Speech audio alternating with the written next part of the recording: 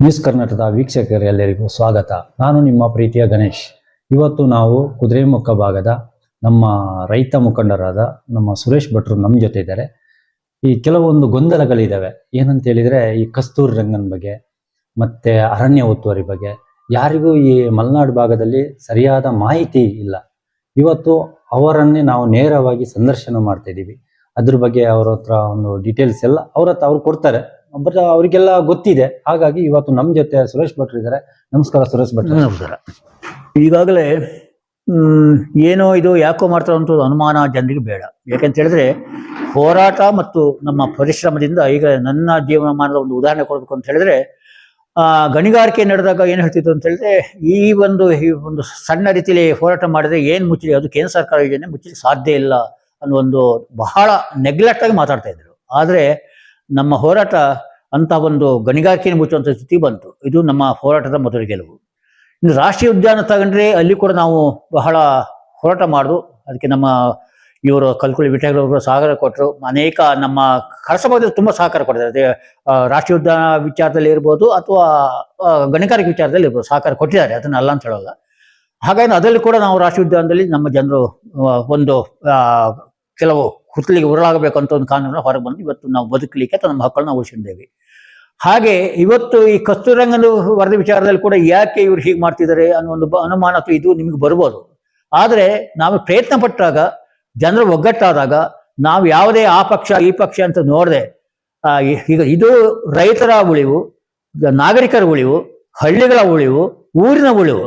ಇದು ಯಾವ ಪಕ್ಷ ಉಳಿಸೋಕ್ಕೋಸ್ಕರ ನಾವು ಮಾಡ್ತಿರೋದಲ್ಲ. ಇದು ಕೇವಲ ನಮ್ಮ ಊರಿನ ಉಳಿಸ್ಕೊಳ್ಳೋಕೆ ಮಾಡುವಂಥ ಒಂದು ಇದು. ಅದಕ್ಕೆ ಏನಂತ ಹೇಳಿದ್ರೆ, ಮೊದಲಿಂದ ಒಂದು ಹೋರಾಟದ ಒಂದು ಹಂಬಲ ಅಥವಾ ಒಂದು ನಮ್ಮದು ಹ್ಯಾಬಿಟ್ ಅಂತ ಹೇಳ್ಬೋದು. ಈಗ ಆಗಲೂ ನಮಗೆ ಒಂದು ಮನಸ್ಸಲ್ಲಿ ಏನು ಬರ್ತೋ ಅದನ್ನು ನಡೆಸಬೇಕು ಅನ್ನೋ ಒಂದು ಏನೋ ಒಂದು ಇದಿದೆ, ಒಂದು ಉತ್ಕೃಷ್ಟತೆ ಇದೆ. ಅದಕ್ಕಾಗಿ ನಾವು ಹಳ್ಳಿಗೆ ಹೋಗಿ ಇದು ಮಾಡ್ತಿದ್ದೀವಿ.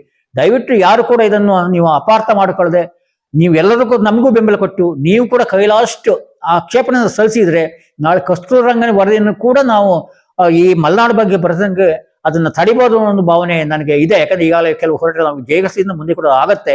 ದಯವಿಟ್ಟು ಈ ಸಂದರ್ಭದಲ್ಲಿ ಯಾರು ಕೂಡ ಪಕ್ಷದ ಕೆಲಸ ಅಂತಾಗಲಿ, ಆ ಪಕ್ಷ ಈ ಪಕ್ಷ ಅಂತಾಗಲಿ, ಅದನ್ನು ಪಕ್ಷಗಳನ್ನು ಬದಿಗಿಟ್ಟು ನಾವು ಊರಿನವರು ನಾವೆಲ್ಲರೂ ಒಗ್ಗಟ್ಟಾಗಿ ಮುಂದೆ ಹೋಗಬೇಕು ಅನ್ನೋ ಒಂದೇ ಒಂದು ದೃಢ ಮನಸ್ಸಿನಿಂದ ನೀವು ಮುಂದೆ ಬಂದರೆ, ನಮಗೆ ಬೆಂಬಲ ಕೊಟ್ಟರೆ, ಅಥವಾ ನೀವು ತಿಳುವಳಿಕೆ ಇದ್ದವರು ಕೂಡ ಈಗ ಕಸ್ತೂರಿ ರಂಗನ್ ವರದಿಗೆ, ಯಾಕಂದ್ರೆ ಯಾರಿಗೂ ಗೊತ್ತಿಲ್ಲ ಅಂತ ಹೇಳಲಿಕ್ಕಾಗಲ್ಲ, ಒಂದು ಅಥವಾ ಗೊತ್ತಿಲ್ಲ ನಮ್ಮ ಹತ್ರ ಕೇಳ್ಕೊಂಡು ಅದಕ್ಕೊಂದು ಆಪ್ಷನ್ ಇದು ಮಾಡ್ತಾ ಹೋಗಿ, ಅವಾಗ ಆಪ್ಷನ್ ಹೆಚ್ಚು ಹೋದಷ್ಟು ಅದು ಸಂಖ್ಯೆನೇ ಇಂಪಾರ್ಟೆಂಟ್ ಆಗುತ್ತೆ. ಇದನ್ನು ಉದಾಸೀನ ಮಾಡಬೇಡಿ. ಹಾಗಾಗಿ ಇದು ನಾವು ಉಳಿಸ್ಕೊಳ್ಬೇಕು ಅಂತೇಳಿ ನಾವು ಜಾಗೃತ ಆಗಲೇಬೇಕು. ನಾವು ನಿದ್ರೆ ಮಾಡಿದ್ರೆ ಮತ್ತೆ ನಾಳೆ ಎಚ್ಚರ ಆಗೋ ಟೈಮಿಗೆ ನಾವು ಸಂಪೂರ್ಣ ಕಳ್ಕೊಳ್ತೀವಿ ಅಂತ ಹೇಳಿ ಕೂಡ ನಾನು ಇಷ್ಟಪಡ್ತೀನಿ. ಈಗ ಕುದುರೆಮುಖ ಕಂಪ್ನಿ ಯಾವಾಗಿಂದ ಅದು ಶುರುವಾಯಿತು? ಸುಮಾರು 1969ರಲ್ಲಿ NMDC ಬಂತು. ಅದು ಬಂದಿದ್ದು ಇಲ್ಲಿ ಈ ಪಶ್ಚಿಮ ಘಟ್ಟ ಇದು ಆರ್ಲೆ ಬೆಟ್ಟದಲ್ಲಿ ಇದು ಕಬ್ಬಣದ ಗಣಿ ಇದೆ, ಅದಿರು ಇದೆ ಅಂತೇಳಿ ಟೆಸ್ಟ್ ಮಾಡ್ಲಿಕ್ಕೆ ಬಂದಿರುವಂಥದ್ದು. ಅದಕ್ಕಿಂತ ಹಿಂದೆ ತಗೊಂಡ್ರೆ 1935ರಲ್ಲಿ ಸಂಪತ್ ಅಯ್ಯಂಗಾರ್ ಅಂತ ಒಬ್ಬ ಇವರು ಭೂಶಾಸ್ತ್ರಜ್ಞ, ಅವರು ಈ ಭದ್ರಾ ನದಿ ಹರಿಯುವ ನೀರು ಇದು ಕಲ್ಲುಗಳನ್ನು ಕೊರಿತಾ ಇತ್ತು. ಕಲ್ಲುಗಳನ್ನು ಕೊರಿತಾ ಇರಬೇಕಾದ್ರೆ ಸೂಜಿಗಳ ಪವರ್ ಅಂತ ಹೇಳ್ತಾರೆ. ಆ ಸೂಜಿಗಳ ಪವರ್ ಬರಬೇಕಾದ್ರೆ ಕಬ್ಬಣದ ಅಂಶ ಇರಬೇಕು ಅಂತ ಹೇಳ್ಕೊಂಡು ಅವರು ಭದ್ರಾ ನದಿಯ ಇದು ಮಾಡ್ಕಂತ ಭದ್ರಾ ನದಿ ಮೂಲಕ್ಕೆ ಬರ್ತಾರೆ 1935ರಲ್ಲಿ ಸಂಪತ್ ಅಯ್ಯಂಗಾರ್ ಬಂದು ಇಲ್ಲಿ ಕೊನೆಯ ಏನು ಗಂಗಮ್ಮಲ್ಲಿ ಹುಟ್ಟಿ ಬರುವಂತ ಭದ್ರಾ ನದಿ ಇದರಿಂದ ನಂತರ ಎಲ್ಲಿ ನಮ್ಮ ಈಗಿನ ಹಿಂದೆ ಮಲ್ಲೇಶ್ವರ ಅವರು ಈಗ ಕುದುರೆಮುಖ ಅಂತ ಕರ್ತಿದ್ದಾರೆ, ಅಲ್ಲಿಗೆ ಬಂದು ನೋಡಿದಾಗ ಅವರಿಗೆ ಇದರಲ್ಲಿ ಅರಳ್ಳಿ ಬೆಟ್ಟದ ಸಾಲಿನಲ್ಲಿ ಬೇಗ ಕಬ್ಬಿಣದ ಅದಿರುವಂಥದ್ದು ಗೋಚರಿಸ್ತು.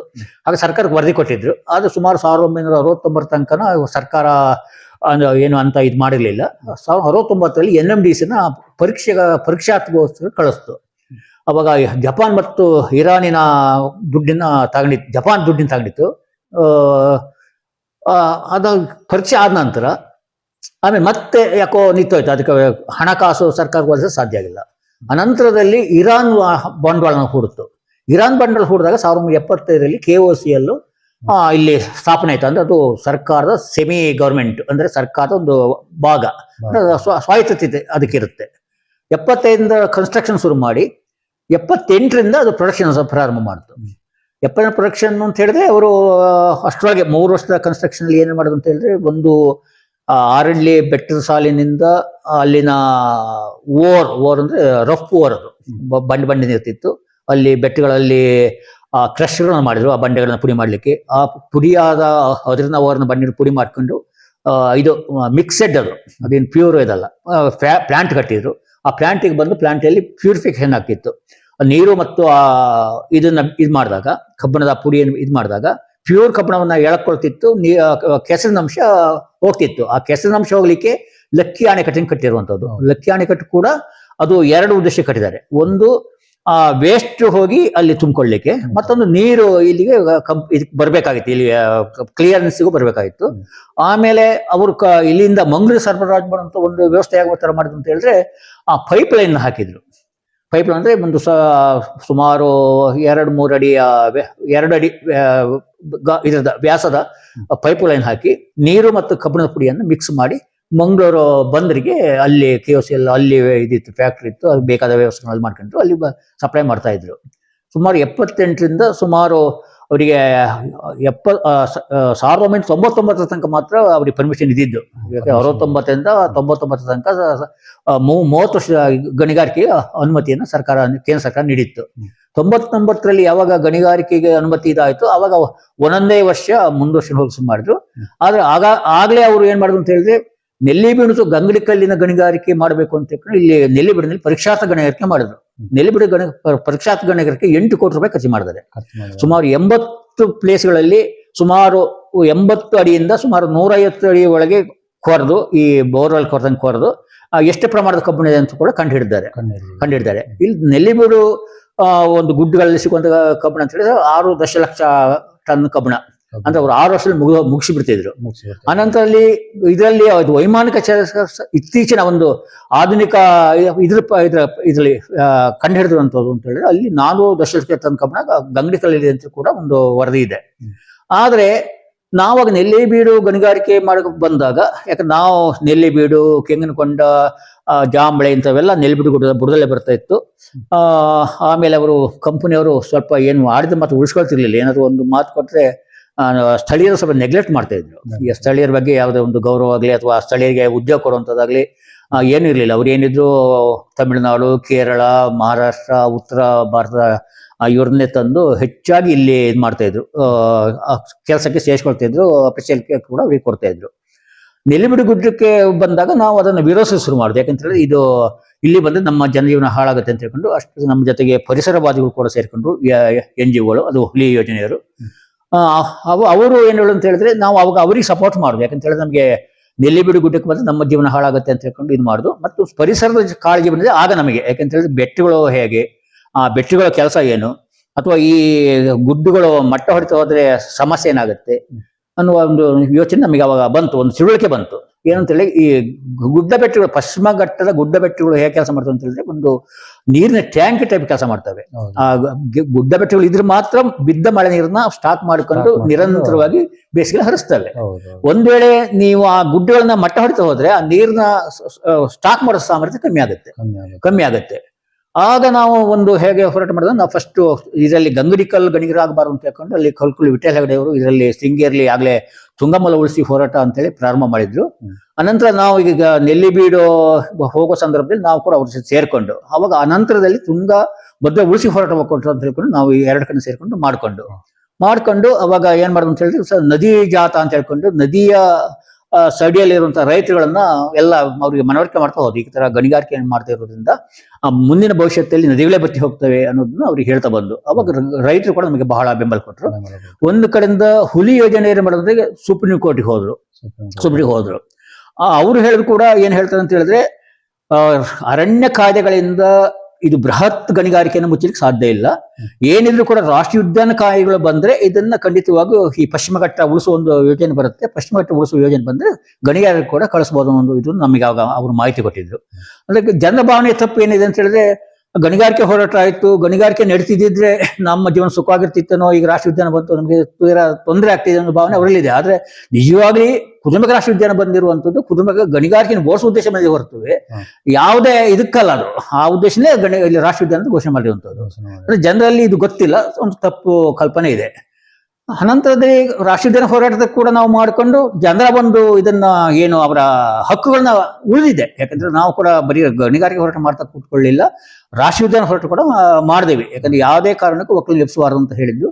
ಅದೇ ರೀತಿಯಲ್ಲಿ ಅವರು ನಮಗೆ 1987 ಪ್ರಾಥಮಿಕ ಘೋಷಣೆ ಆಗಿತ್ತು. 2001 ಫೈನಲ್ ಘೋಷಣೆ ಆಯಿತು. ಫೈನಲ್ ಘೋಷಣೆ ಆಗುವಾಗ ಸಂಪೂರ್ಣವಾಗಿ ಪಟ್ಟ ಭೂಮಿ, ಕಂದಾಯ ಗ್ರಾಮ, ಗೋಮಾಳ ಭೂಮಿ, ಇದು 1914-16 ಘೋಷಣೆ ಮಾಡಿದ ಸ್ಟೇಟ್ ಫಾರೆಸ್ಟ್ ಅಲ್ಲದ ಅರಣ್ಯಗಳನ್ನು ಕೂಡ ರಾಷ್ಟ್ರೀಯ ಉದ್ಯಾನ ಹೊರಗಿಟ್ಟಿದ್ದಾರೆ. ಯಾವ ಕೂಡ ರಾಷ್ಟ್ರೀಯ ಉದ್ಯಾನ ಅಲ್ಲ. ಒಂದು ವೇಳೆ 1978 ಹಿಂದೆ ಯಾರಾದರೂ ಅದರ ಒಳಗೆ ವಾಸ ಇದ್ದರೆ ಅವ್ರನ್ನು ಕೂಡ ಇದರಿಂದ ಹೊರಗೆ ಇಟ್ಟಿದೆ ಅಂತ ಹೇಳ್ಕೊಂಡು ಆತ್ಮಘೋಷಣೆ ಹೇಳಿದ್ರು.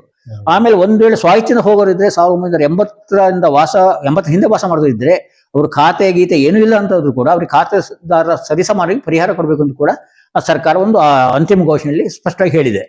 ಹಾಗಾಗಿ ಇದರಿಂದ ಇಲ್ಲಿಯ ಜನಗಳಿಗೆ ರಾಷ್ಟ್ರೀಯ ಉದ್ಯಾನ ಒಳಗೆ ಸಮಸ್ಯೆ ಮುಗಿದಿದೆ. ಆದ್ರೆ ಈಗ ಇತ್ತೀಚೆಗೆ ಬರೋ ಅಧಿಕಾರಿಗಳಿಗೆ ಅದು ಕಾನೂನು ತಿಳುವಳಿಕೆ ಇಲ್ಲ.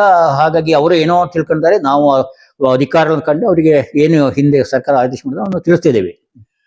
ಹೀಗೆ ಈಗ ಮತ್ತೀಗ ಏನಾಗುತ್ತೆ, ಗಣಿಗಾರಿಕೆ 99 ಕ್ಲೋಸ್ ಆಗಿತ್ತು, ಒಂದೊಂದು ವರ್ಷ ಮುಗಿಸ್ತು ಹೋದ್ರು, ನಾವು ಹೋರಾಟ ಮಾಡುದು. ಆಮೇಲೆ ಅವರು ಒಂದೊಂದೇ ವರ್ಷ ಹೋಗ್ತಾ 99 2001 2 ವರ್ಷ ತಾತ್ಕಾಲಿಕ ಇದನ್ನ 1 ವರ್ಷದ ಪರ್ಮಿಷನ್ ತಗೊಂಡ್ರು. ಅದು 2000 ನಮಗೆ ಯಾವಾಗ ನಮ್ಮ ಹೋರಾಟಗಳು ಜಾಸ್ತಿ ಆದಾಗ ಇವರು ಅವಾಗ ಸುಪ್ರೀಂ ಕೋರ್ಟ್ ರಾಜ್ಯ ಸರ್ಕಾರನ ಕೇಳುತ್ತೆ, ಏನಂತ ಹೇಳಿದ್ರೆ ನಿಮ್ಮ ಅಭಿಪ್ರಾಯ ಏನು ಅಂತ ಹೇಳ್ಕೊಂಡು. ಆ ಸಂದರ್ಭದಲ್ಲಿ ನಮ್ಮ ಹೋರಾಟಕ್ಕೆ UR ಅನಂತಮೂರ್ತಿ ಅವರು ಕೂಡ ಎಂಟ್ರಿ ಆದ್ರು. ಅವರು ಜ್ಞಾನಪೀಠ ಪ್ರಶಸ್ತಿ ವಿಜೇತರು. ಅವರ ಮಾತಿಗೆ ಬಹಳ ಬೆಲೆ ಇರ್ತಿತ್ತು. ಅವಾಗ ಅಲ್ಲಿ ಪರಿಸರವಾದಿಗಳನ್ನ, ಆಮೇಲೆ ಹೋರಾಟಗಾರರನ್ನ, MLAಗಳನ್ನ ಎಲ್ಲ ಕೂಡ SM ಕೃಷ್ಣ ಅವರು ಕರೆದು ಇದರ ಬಗ್ಗೆ ಒಂದು ಅಭಿಪ್ರಾಯ ಕೇಳ್ತಾರೆ. ಆ ಅಭಿಪ್ರಾಯದಲ್ಲಿ ಇಲ್ಲ, ನದಿ ಮೂಲ ಬತ್ತು ಹೋಗೋದ್ರಿಂದ ಯಾವುದೇ ಕಾರಣಕ್ಕೂ ಗಣಿಗಾರಿಕೆ ಮುಂದುವರೆದು ಒಳ್ಳೇದಲ್ಲ, ಅದನ್ನು ಮುಚ್ಚದೆ ಒಳ್ಳೆದು ಅಂತ ಒಂದು ಅಭಿಪ್ರಾಯ ಬರುತ್ತೆ. ಅವಾಗ ಸುಪ್ರೀಂ ಕೋರ್ಟಿಗೆ ಇವರು ಆಗಿನ ಸರ್ಕಾರ ಇದನ್ನ ಇಲ್ಲ, ಮುಂದುವರಿದು ಬೇಡ, ಮುಚ್ಚಬಹುದು ಅಂತ ಇದನ್ನ ಪ್ರಮಾಣ ಪತ್ರ ಸಲ್ಲಿಸುತ್ತೆ ಸುಪ್ರೀಂ ಕೋರ್ಟಿಗೆ. ಅವಾಗ ಸುಪ್ರೀಂ ಪ್ರಮಾಣ ಪತ್ರ ಸಲ್ಲಿಸಿದಾಗ ಇನ್ನೇನು ಮುಚ್ಚೆ ಹೋಗುತ್ತೆ ಇತ್ತು. ಅವಾಗ ಮತ್ತೆ ಕಂಪನಿ ಕೇಳ್ಕೊಳುತ್ತೆ, ಈಗಾಗಲೇ ನಾವು 14 ರಾಷ್ಟ್ರಗಳಿಗೆ ವಜ್ರನ ಇದು ಕಳಿಸ್ತಾ ಇದ್ದೀವಿ, ನಾವು ಸಡನ್ ಆಗಿ ಕ್ಲೋಸ್ ಮಾಡಿದ್ರೆ ನಮಗೆ ಒಪ್ಪಂದಗಳು ಮುರಿದಂಗಾಗುತ್ತೆ, ಅದಕ್ಕೆ ನಮ್ಗೆ ಸ್ವಲ್ಪ ಟೈಮ್ ಬೇಕು ಅಂತ. ಹಾಗಾಗಿ 2001 ಬಂದ ತೀರ್ಪಿನ 2005 ತನಕ ಮುಂದುವರಿಸಿದ್ರೆ ತನಕ ನೀವು ಮಾಡಿ 2005 ಡಿಸೆಂಬರ್ 31 ಕ್ಲೋಸ್ ಆಗ್ಬೇಕು ಅಂತ ಹೇಳ್ಕೊಂಡು ಅದೇ ಪ್ರಕಾರದಲ್ಲಿ ಗಣಿಗಾರಿಕೆ ಕ್ಲೋಸ್ ಆಗಿ ಹೋಯಿತು. ಈಗ ಅದ್ರ ಆದ್ಮೇಲೆ ಈ ಕಸ್ತೂರಿ ರಂಗನು ಮತ್ತೆ ಅರಣ್ಯ ಇದು ಅಂದ್ರೆ ಈಗ ರಾಷ್ಟ್ರೀಯ ಉದ್ಯಾನವನ ಅಂತೆಲ್ಲ ಬಂತಲ್ಲ, ಅದು ಹೇಗ್ ಬಂತು ಸರ್? ಈಗ ರಾಷ್ಟ್ರೀಯ ಉದ್ಯಾನ ಆಗ್ಲೇ ರಾಷ್ಟ್ರೀಯ ಉದ್ಯಾನ ಬಂದ ನಂತರನೇ ಗಣಿಗಾರಿಕೆ ಮುಚ್ಚಿರುವಂತದ್ದು. ಆದ್ರೆ 1980 ರಾಷ್ಟ್ರೀಯ ಉದ್ಯಾನ ಘೋಷಣೆ ಆದಾಗ ಹೇಗಿತ್ತು ಅಂತ ಹೇಳಿದ್ರೆ, ಇದು ಪೂರ್ತಿ ಇಲ್ಲಿ ಅಂದ್ರೆ 62 ಲಕ್ಷ ಹೆಕ್ಟೇರ್ ಪ್ರದೇಶವನ್ನ ಇದು ರಾಷ್ಟ್ರೀಯ ಉದ್ಯಾನ ಮಾಡಬೇಕು ಅಂತ ಒಂದು ಯೋಜನೆ ಇತ್ತು.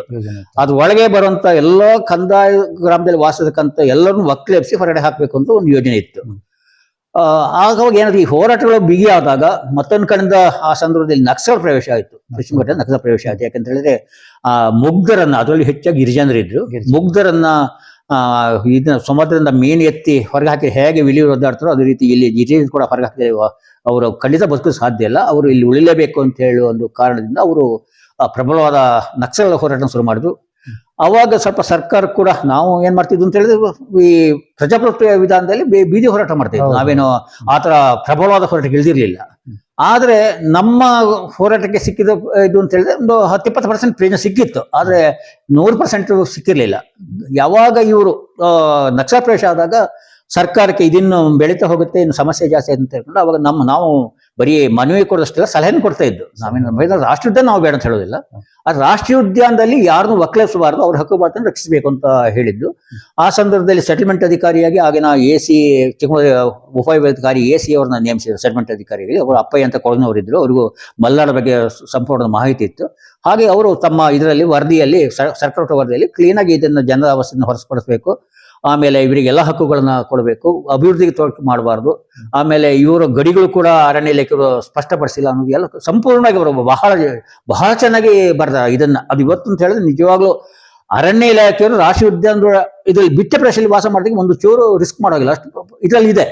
ಅದು ಅಧಿಕಾರಿಗಳು ಮಾಡ್ತಾರೆ ಅಂದ್ರೆ ಅದನ್ನ ಏನೋ ಒಂದು ರೀತಿಯಲ್ಲಿ ಒಪ್ಪಲು ತಯಾರಿಲ್ಲ, ಅದು ಸ್ವಲ್ಪ ಮತ್ತೆ ಘರ್ಷಣೆ ಮಾಡಿ ಅದನ್ನ ಸರಿ ಮಾಡ್ಬೇಕು ಅಂತ ಕಾಣುತ್ತೆ. ಈಗ ಕಸ್ತೂರಿ ರಂಗನ್ ಅಂತ ಈ ಕೆಲವು ನಮ್ಮ ಮಲೆನಾಡು ಭಾಗದಲ್ಲಿ ಕಸ್ತೂರಿ ರಂಗನ್ ಬಗ್ಗೆ ಏನು ಅಂತಾನೆ ಗೊತ್ತಿಲ್ಲ ಕೆಲವು ಅಲ್ಲಿ ಭಾಗ ಜನರಿಗೆಲ್ಲ. ಹೌದು. ಆ ಸಂದರ್ಭದಲ್ಲಿ ಅದಕ್ಕೆ ಈಗ ಜನರಿಗೆ ಅಂದ್ರೆ ಈ ತರ ಇದೆ ಅಂತ ಹೇಳಿ ಅದ್ರ ಬಗ್ಗೆ ಏನಾದ್ರು ಒಂದು ಅವರಿಗೆ ಮನ ಮುಟ್ಟೋ ತರ ಏನಾದ್ರು ಅದ್ರ ಬಗ್ಗೆ ಒಂದ್ ಸ್ವಲ್ಪ ಡೀಟೇಲ್ಸ್ ಹೇಳಿದ್ರೆ 4 ಜನಕ್ಕೆ ಒಳ್ಳೇದಾಗುತ್ತಲ್ಲ ಅಂತ. ಕಸ್ತೂರಿ ರಂಗನ್ ವರದಿ ಜಾರಿ ಬರಲಿಕ್ಕೆ ಅದು ಬರೀ ನಮ್ಮ ಕರ್ನಾಟಕ ರಾಜ್ಯ ಮಾತ್ರ ಅಲ್ಲ, ಪಶ್ಚಿಮ ಘಟ್ಟಗಳ ಹಬ್ಬಿದಂತಹ 6 ರಾಜ್ಯಗಳು ಬರ್ತವೆ. ಮೊದಲು ಗುಜರಾತ್ ಬರುತ್ತೆ, ಮಹಾರಾಷ್ಟ್ರ ಬರುತ್ತೆ, ಕರ್ನಾಟಕ ಬರುತ್ತೆ, ಕೇರಳ ಬರುತ್ತೆ, ತಮಿಳುನಾಡು ಬರುತ್ತೆ. ಈ 6 ರಾಜ್ಯಗಳಲ್ಲಿ ಪಶ್ಚಿಮ ಘಟ್ಟದ ಒಂದು ಸಾಲು ಹರಿದು ಹೋಗಿರುತ್ತೆ. ಅದು ನಿತ್ಯ ಹರಿದ್ವರ್ಣ ಕಾಡುಗಳು ಇರ್ತವೆ ಅಲ್ಲಿ. ಆಮೇಲೆ ಆ ಸಂದರ್ಭದಲ್ಲಿ ಏನಾಯ್ತು ಅಂತ ಹೇಳಿದ್ರೆ ಕೆಲವರು ಪರಿಸರವಾದಿಗಳು ಸೇರ್ಕೊಂಡಿದ್ರು. ಆಮೇಲೆ ಈ ಆಳ್ವಿಕೆ ಮಾಡೋರಿಗೆ ಏನಿಸ್ತಿತ್ತು ಅಂತ ಹೇಳಿದ್ರೆ ಅವಾಗ ಅರಣ್ಯ ಮಂತ್ರಿ ಜಯರಾಮ್ ರಮೇಶ್ ಆಗಿದ್ರು, ನಮ್ಮ ಚಿಕ್ಕಮಗಳೂರಿನವರು ಜಯರಾಮ್ ರಮೇಶ್ ಆಗಿದ್ರು. ಅವರಿಗೆ ಇವರು ಏನ್ ಮಾಡಿದ್ರು, ಪಶ್ಚಿಮ ಘಟ್ಟಗಳಲ್ಲಿ ಬಹಳ ತೋಟ ಮಾಡ್ತಿದ್ದಾರೆ, ಗಣಿಗಾರಿಕೆ ನಡೀತಿದೆ, ಇದು ಕೂಡ ಇತ್ತಿದೆ, ಗಣಿಗಾರಿಕೆ ಮಾಡ್ತಿದ್ದಾರೆ, ಮರಳು ಗಣಿಗಾರಿಕೆ ಆಗ್ತಿದೆ, ಕಲ್ಲು ಗಣಿಗಾರಿಕೆ ಆಗ್ತಿದೆ, ಟಿಂಬರ್ ಮಾಫಿ ನಡೀತಿದೆ. ಈ ರೀತಿಯ ಇದರಿಂದ ಪಶ್ಚಿಮ ಘಟ್ಟ ಬಹಳ ಇದಾಗ್ತಿದೆ ಅನ್ನೋ ಒಂದು ತಪ್ಪು ವರದಿಗಳನ್ನು ಕೊಟ್ಟಿದ್ದಾರೆ. ಅವಾಗ ಅದನ್ನ ರಕ್ಷಣೆ ಮಾಡಬೇಕು ಒಂದು ಇದು ಬಂತು. ರಕ್ಷಣೆ ಮಾಡ್ಬೇಕಂತ ಬಂದಾಗ ಫಸ್ಟ್ 2014 ಗಾಡ್ಗೀಳ್ ಎಂಬ ನಿಜವಾಗ್ಲೂ ಅವ್ರ ಪರಿಸರವಾದಿ, ಆಮೇಲೆ ಇದ್ರ ಬಗ್ಗೆ ಪರಿಸರ ಬಗ್ಗೆ ತಜ್ಞರೇ ಅವರ ಒಂದು ಇದನ್ನ ನೇತೃತ್ವದಲ್ಲಿ ಒಂದು ಸಮಿತಿ ರಚನೆ ಮಾಡ್ತಾರೆ. ಗಾಡ್ಗೀಳ್ ಸಮಿತಿ ರಚನೆ ಮಾಡಿದಾಗ ಅವರು ಕೆಲವು ಪ್ರಶ್ನೆ ಭೇಟಿ ಮಾಡ್ತಾರೆ. ನಮ್ಮಲ್ಲಿ ಬಂದಿದ್ದು ನಮ್ಗೆ ಗೊತ್ತಿಲ್ಲ ಅಂತ ಕೆಲವು ಇಡೀ ಪಶ್ಚಿಮ ಘಟ್ಟದ ಎಲ್ಲ 6 ರಾಜ್ಯಗಳು ತಿರುಗಾಡಿದ್ದಾರೆ. ಅಂದ್ರೆ ಅವರು ಭೇಟಿ ಮಾಡಿದ್ರು ಅಂತ ಹೇಳಿದ್ರೆ ಸಹಜವಾಗಿ ಹಳ್ಳಿಯ ರೈತರನ್ನ ಭೇಟಿ ಮಾಡಿಲ್ಲ. ಯಾರು ಸ್ವಲ್ಪ ಪರಿಸರವಾದಿಗಳು ಅಂತ ಸ್ವಲ್ಪ ಫೋಕಸ್ ಕೊಡ್ತಿದ್ರೆ ಅಂಥವ್ರನ್ನ ಭೇಟಿ ಮಾಡ್ತಾರೆ. ಅಂಥವ್ರ ತಲೆ ಹೇಗಿರುತ್ತೆ ಅಂತ ಹೇಳಿದ್ರೆ ಇಲ್ಲಿ ರೈತರಿಂದ ಹಾಳಾಗ್ತದೆ ಅಥವಾ ಇಲ್ಲಿ ಅಭಿವೃದ್ಧಿ ಹಾಳಾಗ್ತಿದೆ, ಈ ರೀತಿಯ ತಪ್ಪು ಇದನ್ನೇ ಕೊಟ್ಟಿದ್ದಾರೆ. ಯಾಕಂದ್ರೆ ಇವತ್ತು ಮನುಷ್ಯ ಬದುಕಬೇಕಂದ್ರೆ ಒಂದು ಮನೆ ಬೇಕು, ಮನೆಗೊಂದು ದಾರಿ ಬೇಕು, ರಸ್ತೆ ಬೇಕು. ಹಿಂದಿನಂಗೆ ಓಡಾಡಲಿಕ್ಕೆ ಖಂಡಿತ ಸಾಧ್ಯ ಇಲ್ಲ. ಯಾಕಂತ ಹೇಳಿದ್ರೆ ಆಧುನಿಕ ಜಗತ್ತಿನಲ್ಲಿ ಹಿಂದೆ 116 ಕಿಲೋಮೀಟರ್ ನಡೆದು ಹೋಗುವ ಅಭ್ಯಾಸ ಪ್ರತಿಯೊಬ್ಬರಿಗಿತ್ತು. ಎಲ್ಲ ಬೇರೆ ಕಡೆ ಎಲ್ಲ ಮುಂದುವರೆದಾಗ ನಾವು ಮಲೆನಾಡು ಜನಗಳು ಹಾಗೆ ಇರ್ಬೇಕಂತ ಅದು ಸಾಧ್ಯ ಇರಲಿಲ್ಲ. ಹಾಗಾದ್ರೆ ಮನೆಗೆ ರಸ್ತೆ ಕೇಳ್ತಿದ್ರು, ಸರ್ಕಾರದ ಇದನ್ನ ಕೇಳ್ತಿದ್ರು. ಹಾಗೆ ಸರ್ಕಾರಗಳೇನು ಇದು ಮಾಡಿಲ್ಲ, ಕೊಡ್ತಾ ಇದ್ದು. ಅದು ಎಲ್ಲ ಇದಕ್ಕೆ ಕೂಡ ಇನ್ನು ಹೀಗೆ ಮುಂದುವರಿತಾ ಹೋದ್ರೆ ಪಶ್ಚಿಮ ಘಟ್ಟ ಉಳಿದೇ ಇಲ್ವಾ ಅಂತ ತಪ್ಪು ಅಭಿಪ್ರಾಯ ಕೊಟ್ಟರು. ನಿಜ ಹೇಳ್ಬೇಕು ಅಂತಂದ್ರೆ ನನ್ನ ಅಭಿಪ್ರಾಯ ಪ್ರಕಾರ ಪಶ್ಚಿಮ ಘಟ್ಟದಲ್ಲಿ ವಾಸ ಮಾಡುವಂತ ಇಲ್ಲಿ ರೈತರು, ಇಲ್ಲಿಯ ಮೂಲ ನಿವಾಸಿಗಳು, ಇವರು ಏನು ಹಾಳು ಮಾಡಲ್ಲ, ರಕ್ಷಣೆ ಇದ್ದೇ ಇದೆ. ಏನಾದ್ರು ಹಾಳಾಗಿದ್ರೆ ಇವರು ಡ್ಯಾಮ್ಗಳನ್ನ ಹಾಳಾಗಿರ್ಬೋದು, ಗಣಿಗಾರಿಕೆನ ಹಾಳಾಗಿರ್ಬೋದು, ಅಥವಾ ಟಿಂಬರ್ ಮಾಫಿಯಿಂದ ಹಾಳಾಗಿರ್ಬೋದು, ಈ ತರದ ಹಾಳಾಗಿರ್ಬೋದು. ಆದ್ರೆ ರೈತರಿಂದಾಗಲಿ ಇಲ್ಲಿ ನಿವಾಸಿಗಳಿಂದ ಹಾಳಾಗಿಲ್ಲ. ಆದ್ರೆ ಅಂತಹ ಒಂದು ತಪ್ಪು ಕಲ್ಪನೆಯಿಂದ ಇದು ಗಾಡ್ಗೀಳ್ ವರದಿನ ಜಾರಿ ಇದು ಅವರಿಗೆ ಇನ್ನು ಕೊಟ್ಟರು, ವರದಿ ಕೊಡಿ ಅಂತ ಹೇಳ್ಕೊಂಡು. ಅವರು ವರದಿನ ಸುಮಾರು 2 ವರ್ಷ ಅವರು ಇದು ಅಧ್ಯಯನ ನಡೆಸಿ 2014 ವರದಿನ ಕೇಂದ್ರ ಸರ್ಕಾರ ಕೊಡ್ತಾರೆ. ಅವಾಗ 1,62,000 ಚದರ ಕಿಲೋಮೀಟರ್ ಪ್ರದೇಶ ಪಶ್ಚಿಮ ಘಟ್ಟ ಬರುತ್ತೆ, ಅದಷ್ಟು ಸೂಕ್ಷ್ಮ ಪ್ರದೇಶ ಅಂತೇಳಿ ಹೇಳ್ತಾರೆ. ಅವಾಗ ಅದು ಸುಮಾರು ಸಮಯ ಇದು ಮಾಡಿಲ್ಲ, ಪಬ್ಲಿಕ್ ಮಾಡಿರ್ಲಿಲ್ಲ. ಅದು ಹೇಗೋ ಲೀಕ್ ಆಗುತ್ತೆ. ಲೀಕ್ ಆದ ನಂತರ ಜನರಿಗೆ ತಿಳಿಯುತ್ತೆ. ಜನರಿಗೆ ತಿಳಿದಾಗ 1,62,000 ಚದರ ಕಿಲೋಮೀಟರ್ ಪ್ರದೇಶ ಇದನ್ನ ಕಸ್ತೂರಿ ರಂಗನ್ ಅಲ್ಲ ಇದು ಪರಿಸರ ಸೂಕ್ಷ್ಮ ವಲಯ ಅಂತ ಘೋಷಣೆ ಮಾಡಿದ್ರೆ ಇಲ್ಲಿ ಜನಗಳು ಬದುಕಲು ಸಾಧ್ಯನೇ ಇಲ್ಲ ಅಂತೇಳಿ ಇದು ನಮ್ಮ ರೈತಾಪಿ ಜನಗಳು ಇರ್ಬೋದು, MLA ಗಳಿರ್ಬೋದು, MP ಗಳಿರ್ಬೋದು ವಿರೋಧ ಮಾಡ್ತಾರೆ. ಆ ಸಂದರ್ಭದಲ್ಲಿ ಹಾಗಾದ್ರೆ ಮತ್ತೊಂದು ಇದು ಮಾಡಿ ಅದು ಸರಿಯಾಗಿಲ್ಲ, ಜನರಿಗೆ ತೀವ್ರ ಆತಂಕ ಇದಾಗಿದೆ ಅಂತ ಹೇಳ್ಕೊಂಡು ಮತ್ತೆ ಕಸ್ತೂರಿ ರಂಗನ್ ಅವರನ್ನ ನೇಮಿಸ್ತಾರೆ. ಕಸ್ತೂರಿ ರಂಗನ್ ನೇಮಿಸಿದಾಗ ಆ ಮನುಷ್ಯ ಇವರಲ್ಲ, ಭೂ ವಿಜ್ಞಾನಿ ಅಲ್ಲ ಅಥವಾ ಪರಿಸರವಾದಿಯೂ ಅಲ್ಲ, ಅವರು ಬಾಹ್ಯಾಕಾಶ ಸಂಶೋಧನ ವಿಜ್ಞಾನಿ ಅವರು. ಅವ್ರು ಏನ್ ಮಾಡ್ತಾರೆ, ಅವ್ರು ಯಾವ ಹಳ್ಳಿಗಳಿಗೆ ಹೋಗ್ಲೇ ಇಲ್ಲ. ಗಾಡ್ಗೀಳ್ ವರದಿನ ಇಟ್ಕೊಂಡ್ರು. ಆಮೇಲೆ ವೈಮಾನಿಕ ಸಮೀಕ್ಷೆ ಮತ್ತು ಸ್ಯಾಟಲೈಟ್ ಇದನ್ನ ತಗೊಂಡು, ಉಪಗ್ರಹ ಚಿತ್ರಣ ತಗೊಂಡು ಪಶ್ಚಿಮ ಘಟ್ಟನ ಇದು ಮಾಡ್ತಾರೆ. ಅವಾಗ ಏನಾಗುತ್ತೆ ಅಂತ ಹೇಳಿ ಅವರ ಇದ್ರ ಪ್ರಕಾರ ನಮ್ಮ ಎಲ್ಲ ಕಾಫಿ ತೋಟಗಳು, ಅಡಿಕೆ ತೋಟಗಳು, ಗದ್ದೆಗಳು, ಆಮೇಲೆ ಗೇರ್ ತೋಟಗಳು, ರಬ್ಬರ್ ತೋಟಗಳು, ಹಸೂರು ಕಂಡಿದ್ದೆಲ್ಲ ಇದು ಪೂರ್ತಿ ಕಾಡು. ಪಶ್ಚಿಮ ಘಟ್ಟಗಳ ಪೂರ್ತಿ ಇದು ಕಾಡು ಅನ್ನೋ ಒಂದು ಇಲ್ಲಿ ಇದು ಬರ್ಲಿಲ್ಲ, ಭೂಮಿ ಮೇಲೆ ಬರ್ಲಿಲ್ಲ, ಆಕಾಶದಲ್ಲಿ ನೋಡಿದ್ರು. ಅದು ಏನಾಗಿದೆ, ಅದು ಅವೈಜ್ಞಾನಿಕವಾದ ಒಂದು ಇದಾಯ್ತು. ಸರಿಯಾದ ಕ್ರಮನೇ ಇಲ್ಲ, ಅದಕ್ಕೆ ಮಾಹಿತಿ ಕೂಡ ಸರ್ಕಾರಕ್ಕೆ ಗೊತ್ತಿಲ್ಲ.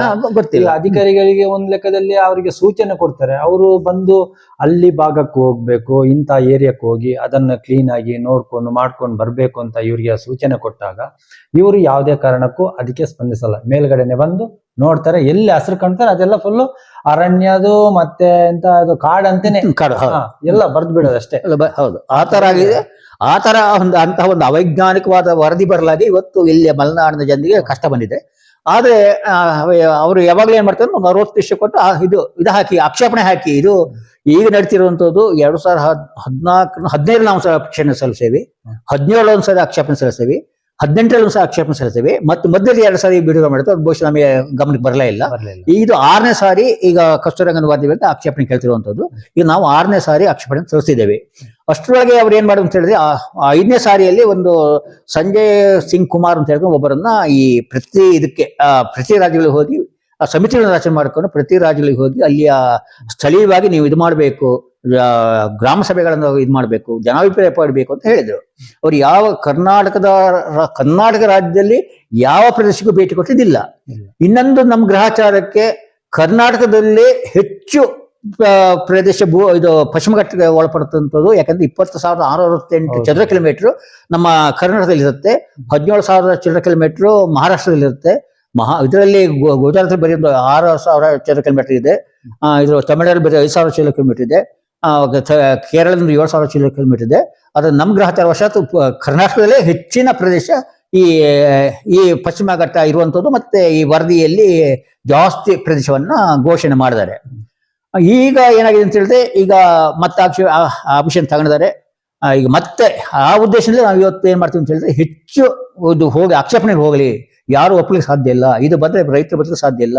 ಇದು ಕಾನೂನು ಏನ್ ಹೇಳ್ತಾರೆ ಅಂತ ಹೇಳಿದ್ರೆ, ಅವರ ಈ ವರದಿಯಲ್ಲಿ, ಈಗ ಆಡಿಗಲ್ ಮಾರದ ವರದಿಯಲ್ಲಿ ಅವರು ಹೇಳಿದ್ರು, ಅಂದ್ರೆ ಇವರು ವರದಿ ಜಾಗ ಕಮ್ಮಿ ಮಾಡಿದ್ರು, 1,00,000 ಚದರ ಕಿಲೋಮೀಟರ್ ಜಾಗ ಕಮ್ಮಿ ಮಾಡಿದ್ರು ಯಾರು ಕಸ್ತೂರಂಗನ್. ಆದ್ರೆ ವರದಿಯಲ್ಲಿರೋ ನಿಬಂಧನೆಗಳು ಷರತ್ತುಗಳನ್ನ ಇವರು ಬದಲಾವಣೆ ಮಾಡಲೇ ಇಲ್ಲ. ಅವ್ರೇನು ಇದು ನಿಬಂಧನೆ ಮಾಡಿದ್ರು ಅಂತ ಹೇಳಿದ್ರೆ, ರಾಸಾಯನಿಕ ಗೊಬ್ಬರ ಉಪಯೋಗ ಮಾಡೋದ್ರಿಂದ ಭೂಮಿ ಇದು ಹಾಳಾಗ್ತಿದೆ, ಕ್ವಾಲಿಟಿ ಹಾಳಾಗ್ತಿದೆ. ಅದು ಇದರಲ್ಲಿ ನೀರಲ್ಲಿ ಸೊಳಗೆ ಬಂದು ನೀರು ಕಲುಷಿತಗೊಳ್ತದೆ. ರಾಸಾಯನಿಕ ಇದನ್ನ ಉಪಯೋಗ ಮಾಡ್ತಾರೆ, ಕೀಟನಾಶಕಗಳನ್ನು ಉಪಯೋಗ ಮಾಡ್ತಾರೆ. ಅದು ಕೂಡ ಪರಿಸರಕ್ಕೂ ಹಾನಿ, ನೀರಿಗೂ ಹಾನಿ. ಆಮೇಲೆ ಇವರು ಕಾಫಿ ಗಿಪಿ ತೋಟ ಮಾಡಿದಾಗ ಮರಗಸಿ ಮಾಡ್ತಾರೆ. ಮರಗಸಿ ಅಂತ ಹೇಳಿ ವಿಚಿತ್ರ ಅಂತ ಹೇಳಿದ್ರೆ, ಈ ಮರ ಕಡ್ದು ಬೋಳಾದಾಗ ಫೋಟೋ ಹೊಡಿತಾರೆ, ಅದು ಮತ್ತೆ 2 ವರ್ಷದಲ್ಲಿ ಒಳ್ಳೆ ಚಿಗುರಿ ಕಾಡಾಗತ್ತೆ, ಅದು ಫೋಟೋ ಹೊಡಿದಿಲ್ಲ. ಅವ್ರಿಗೆ ಇಲ್ಲಿ ಅನುಭವ ಇಲ್ಲ. ಯಾಕಂತ ಹೇಳಿದ್ರೆ ಮರಗಸಿ ಅಂತ ಹೇಳಿದ್ರೆ ಪೂರ್ತಿ ಬೋಳ್ಸೋದಿಲ್ಲ, ಅವ್ರಿಗೆ ಆ ಕಡೆ ಈ ಕಡೆ ಕೊಂಬೆ ಬಿಟ್ಟು ಇದು ಮಾಡ್ತಾರೆ. ಅದು 2 ವರ್ಷ ಮತ್ತೆ ಯಥಾಸ್ಥಿತಿಗೆ ಬರುತ್ತೆ. ಅದು ಇವ್ರಿಗೆ ಗೊತ್ತಿಲ್ಲ. ಯಾರಿಗಂದ್ರೆ ಈ ಏರ್ ಕಂಡೀಷನ್ ರೂಮ್ ಅಲ್ಲಿ ಕುಳಿತ ಪರಿಸರವಾದಿಗಳಿಗೆ ಏನೇನು ಗೊತ್ತಿಲ್ಲ. ಮತ್ತೆ ಇನ್ನೊಂದು ಇದ್ರ ಹಿಂದೆ ಏನಿದೆ ಅಂತ ಹೇಳಿದ್ರೆ, ಫಾರಿನ್ ಫಂಡಿಗೋಸ್ಕರ ಕೂಡ ಇವತ್ತು ಅದು 100ಕ್ಕೆ 100 ಸತ್ಯ. ಫಾರಿನ್ ಫಂಡಿಗೋಸ್ಕರನೇ ಏರ್ ಕಂಡೀಷನ್ ರೂಮ್ ಅಲ್ಲಿ ಕೂತ್ಕೊಂಡು ಪರಿಸರವಾದ ಮಾಡುವಂತ ಆ ಪರಿಸರವಾದಿಗಳಲ್ಲೇ ಇದು ಒತ್ತಡ ಬರ್ತಿದೆ. ಯಾಕಂದ್ರೆ ಅವ್ರಿಗೆ ಫಾರಿನ್ ಫಂಡ್ ಭಾರಿ ಹೇರಳಗೆ ಫಂಡ್ ಬರ್ತಾ ಇದೆ. ಯಾಕಂದ್ರೆ ನಮ್ಮ ಸರ್ಕಾರಗಳು ಕೂಡ ಗಿಡ ನೆಡ್ತೀವಿ, ಕಾಡು ಜಾಸ್ತಿ ಮಾಡ್ತಾರೆ. ಇವ್ರು ಕೂಡ ವರ್ಲ್ಡ್ ಬ್ಯಾಂಕ್ ಅಲ್ಲೆಲ್ಲ ಸಾಲ ತರ್ತಾರೆ, ಫ್ರೀ ಇದು ಬಂದ್ರೆ ಇವ್ರು ತಗೊಳ್ತಾರೆ, ಎಲ್ಲ ಮಾಡ್ತಾರೆ.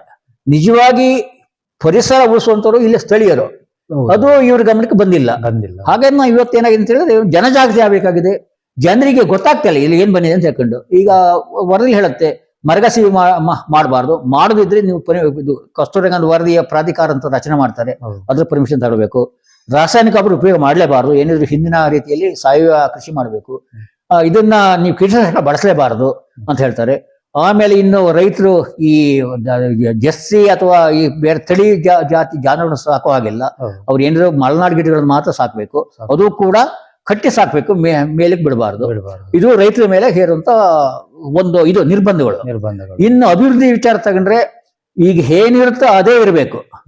ಮತ್ತೆ ಹೊಸ ರಸ್ತೆ ಮಾಡೋದಾಗ್ಲಿ, ರಸ್ತೆಗಳಿಗೆ ಕಾಂಕ್ರೀಟೀಕರಣ ಆಗ್ಲಿ ಅಥವಾ ಇದಾಗ್ಲಿ ಡಾಂಬರೀಕರಣ ಆಗ್ಲಿ, ಇದು ಕೂಡ ಯಾವುದು ಮಾಡುವಾಗಿಲ್ಲ. ಇನ್ನು ಆಗಲೇ ನಾಗರಹೊಳೆಲ್ಲ ರಾತ್ರಿ ಟೈಮಲ್ಲಿ ಏನ್ ಮಾಡಿದ್ರೆ ರಸ್ತೆ ಬಂದ್ ಮಾಡಿದ್ರೆ, ಏನಾದ್ರು ಕಸ್ತೂರಂಗನ್ ಜಾರಿ ಅದೇ ಕೆಲವು ಪಶ್ಚಿಮ ಘಟ್ಟಕ್ಕೆ ಹಾದು ಹೋಗೋ ರಸ್ತೆಗಳನ್ನು ಕೂಡ ಅವ್ರು ರಾತ್ರಿ ಟೈಮಲ್ಲಿ ಬಂದ್ ಮಾಡ್ಬೋದು. ಅದು ಹೇಳಿಕ್ ಸಾಧ್ಯ ಇಲ್ಲ, ಯಾಕಂದ್ರೆ ವರದಿ ಜಾರಿ ಆದ್ಮೇಲೆ ಅದು ಪರಿಣಾಮ ಗೊತ್ತು. ಹಾಗಾಗಿದ್ರೆ ನಾವು ಇವತ್ತು ಏನ್ ಮಾಡ್ತೀವಿ ಅಂತ ಹೇಳಿದ್ರೆ, ಈಗ ಶಿರಸಿಯಲ್ಲಿ ಅದೇ ಉತ್ತರ ಕನ್ನಡ ಜಿಲ್ಲೆಯಲ್ಲಿ ಅವತ್ತು ನಾವು ಮಲೆನಾಡು ಮತ್ತು ಕರಾವಳಿ ಒಕ್ಕೂಟದ ಒಂದು ಸಭೆ ಬಾಳೆಹೊರ ನಡೆದಿತ್ತು. ಅವರು ರವೀಂದ್ರ ನಾಯ್ಕ ಅಂತ ಒಬ್ಬರು ಲಾಯರ್ ಬಂದಿದ್ರು.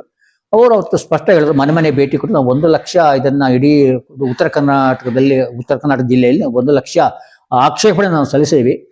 ಈ ರೀತಿ ನೀವು ಎಲ್ಲಾ ಕಡೆಯಲ್ಲೂ ಕೂಡ ಹೆಚ್ಚಿನ ಏನು ಈ ಬಾಧಿತರಾಗ್ತೀರಿ ಕಸ್ತೂರಂಗ ವರದಿಗೆ, ನೀವು ಹೆಚ್ಚಿನ ಆಕ್ಷೇಪಣೆ ಸಲ್ಲಿಸಿ. ಆಕ್ಷೇಪಣೆ ಸಲ್ಲಿಸೋದ್ರಿಂದ ಏನಾಗುತ್ತೆ ಅಂತ ಹೇಳಿದ್ರೆ, ಅಲ್ಲಿ ಇದು ಪ್ರಜಾಪ್ರಭುತ್ವ ಒಂದು ವ್ಯವಸ್ಥೆ ನಮ್ದು. ಇವತ್ತು ನಮ್ದೇನು ಸರ್ವಾಧಿಕಾರ ಅಲ್ಲ, ಪ್ರಜೆಗಳ ಮಾತಿಗೆ ಬೆಲೆ ಕೊಡಲೇಬೇಕು. ಹೆಚ್ಚಿನ ಸಂಖ್ಯೆಯಲ್ಲಿ ಹೋದಾಗ ಅವರು ಯಾವುದೇ ಸರ್ಕಾರ ಇರಲಿ, ಸುಪ್ರೀಂ ಕೋರ್ಟ್ ಇರಲಿ, ಏನೇ ಇರಲಿ, ಈ ಜನರ ಮಾತಿಗೆ ಬೆಲೆ ಕೊಡಲೇಬೇಕು. ಹಾಗಾಗಿ ನೀವು ಹೆಚ್ಚಿನ ಇದ್ರಲ್ಲಿ ಅವರು ಹೇಳಿದ್ರು.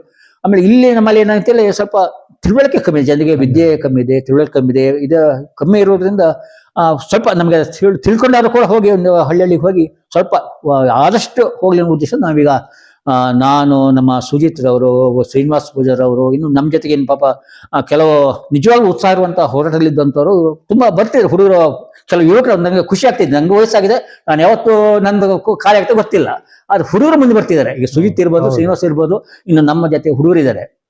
ಅದೊಂದು ನನಗೆ ಸಂತೋಷ ಆಗ್ತಿದೆ. ಮುಂದೆ ಅವರು ಹೋರಾಟ ಮುಂದುವರಿಸ್ತಾ ಅನ್ನೋದೊಂದು ನಂಬಿಕೆ ಮತ್ತು ವಿಶ್ವಾಸ ಬರ್ತಾ ಇದೆ. ಇನ್ನು ಇವ್ರ ಜೊತೆಗೆ ಇನ್ನಷ್ಟು ಯುವಕರು ಸೇರ್ಕೊಂಡ್ಲಿ. ಅನ್ಯಾಯ ಆದ ನಾವು ಕಾನೂನಲ್ಲಿ ನಾವು ಇರೋದು ನಡ್ಕೊಳ್ಳೋದಿಲ್ಲ, ಸರ್ಕಾರಕ್ಕೆ ಇರೋದು ನಡ್ಕೊಳ್ಳೋದಿಲ್ಲ. ಆದ್ರೆ ತೊಂದರೆ ಆದಾಗ ನಾವು ಅದು ಹಾಗಲ್ಲ ಹೀಗೆ ಅಂತ ಹೇಳುವ ಹಕ್ಕು ಪ್ರತಿಯೊಬ್ಬ ಪ್ರಜೆಗೂ ಇದೆ. ಅದು ನಾವು ಹೇಳ್ಕೊಳ್ತೀವಿ. ಅದು ಹೇಳ್ಕೊಳ್ಳೋದು ಖಂಡಿತವಾಗ ನಮ್ಮ ಇವರಿಗೆ ಏನು ಸ್ವಲ್ಪ ತಿಳುವಳಿಕೆ ಇದರಲ್ಲಿ ಯುವಕರಲ್ಲಿ ಸ್ವಲ್ಪ ತಿಳುವಳಿಕೆ ಕಮ್ಮಿ ಇರುತ್ತೆ. ಎಲ್ಲ ತಿಳ್ಕೊಂಡಿಲ್ಲ, ಯಾಕಂದ್ರೆ ನನ್ನ 30 ವರ್ಷದ ಹೋರಾಟದ ಅನುಭವ ಎಷ್ಟು ಅನುಭವಗಳು ನನಗೆ ಆಗಿದೆ. ಇವರಿಗಿನ್ನ ಸ್ವಲ್ಪ ಅನುಭವಗಳು ಬೇಕು. ಅದು ಖಂಡಿತ ಪಡಿತಾರೆ. ಯಾಕಂದ್ರೆ ನನಗಿಂತ ಹೆಚ್ಚಿನ ಅನುಭವ ಪಡ್ಕೊಂಡು ನನಗಿಂತ ಹೆಚ್ಚಿನ ಹೋರಾಟ ಮಾಡ್ತಾರೆ ಅಂತ ನನ್ಗೆ ನಂಬಿಕೆ ಇದೆ.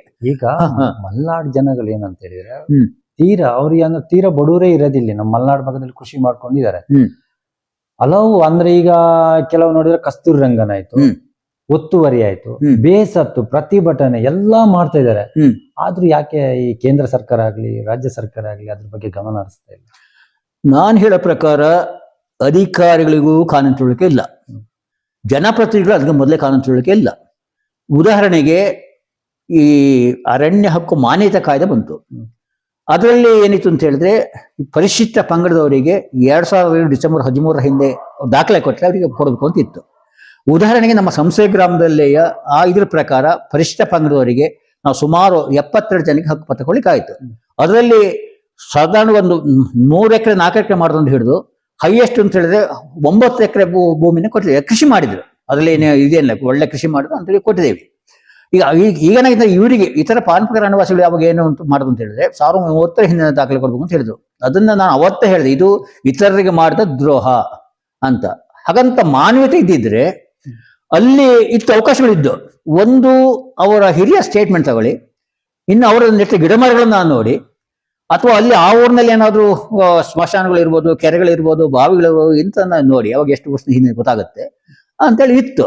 ಆದ್ರೆ ಯಾರು ಕೂಡ ಅದರಲ್ಲಿಯೂ ನಮ್ಮ ಕರ್ನಾಟಕ ತಗೊಂಡ್ರೆ ಹೇಗಿದೆ ಗೊತ್ತಾ, ತ್ರಿಪುರ 21,20,000 ಜನರಿಗೆ ಹಕ್ಕುಪತ್ರ ಕೊಟ್ಟಿದೆ. ಅಲ್ಲಿ ಎಲ್ಲರಿಗೂ ಕೊಟ್ಟಿದೆ. ಇದು ಬರೀ ಪರಿಶಿಷ್ಟ ಪಂಗಡವರಿಗೆ ಮಾತ್ರ ಅಲ್ಲ. 2ನೇ ಸ್ಥಾನದಲ್ಲಿ ಛತ್ತೀಸ್ಗಢ ಇದೆ, 3ನೇ ಸ್ಥಾನದಲ್ಲಿ ಆಂಧ್ರ ಇದೆ, 4ನೇ ಸ್ಥಾನದಲ್ಲಿ ಮಧ್ಯಪ್ರದೇಶ ಇದೆ, ನಮ್ಮ ಕರ್ನಾಟಕ 14ನೇ ಸ್ಥಾನದಲ್ಲಿದೆ. ಅಷ್ಟು ನಾನು ಈ ಹಿಂದಿನ ಒಂದು ಸಾರಿ ಆ ಸಂದರ್ಭದಲ್ಲಿ 2009-10 ಕೊಟ್ಟು 2011ನೇ ಇಸ್ವಿಲಿ ನಾನು ಬೆಂಗಳೂರು PCF ಆಫೀಸ್ ಹೋಗಿ CF ಮೀಟ್ ಮಾಡಿ ಕೇಳಿದೆ, ಹೇಗೆ ಸರ್ ನೋಡಿ ಈಗ ಫಸ್ಟ್ ಪಂಗಡ ಸಿಗ್ತಾ ಇದೆ, ಇವ್ರಿಗೆ ಯಾಕೆ ಸಿಗ್ತಾ, ಪಾರಂಪರಿಕ ಅರಣ್ಯ ಅನ್ಯಾಯ ಆಗ್ತಿಲ್ವ, ನಿಮ್ಗೆ ಅನ್ಯಾಯ ಅನ್ಸೋದಿಲ್ವಾ ಅಂದೆ. ಅನ್ಯಾಯ ಹೇಳಿಕ್ಕೆ ನಾವ್ ಯಾರು ಅಂದ್ರು. ಆಂಧ್ರದ ಕೊಡ್ತಿದ್ರಲ್ಲ ಸರ್ ಅಂದೆ. ಕೊಡ್ಲಿ ಅಂದ್ರು. ಅಂದ್ರೆ ಅವರು ಅರಣ್ಯಾಧಿಕಾರಿ ಆಗಿದ್ರಿಂದ ಅವರು ಯಾವತ್ತು ರೈತರ ಬರೋದಿಲ್ಲ, ಅವ್ರು ಯಾವತ್ತು ಅರಣ್ಯದ ಪರ ಇರ್ತಾರೆ, ಅವ್ರಿಗೆ ಇದಿಲ್ಲ. ಮತ್ತೆ ಇನ್ನೊಂದು ಏನಾಗಿದೆ ಅಂತ ಹೇಳಿದ್ರೆ, ಇಲ್ಲಿ NGOಗಳು ಫಾರಿನ್ ಫಂಡ್ ತಗೊಂಡು ಮಾಡುವಂತ NGOಗಳು ಅಲ್ಲಿ ಹೋಗಿ ರಾಜಕಾರಣದ ಮತ್ತು ಅಧಿಕಾರನೇ ಬುಕ್ ಮಾಡ್ಕೊಂಡ್ ಬರ್ತಾರೆ.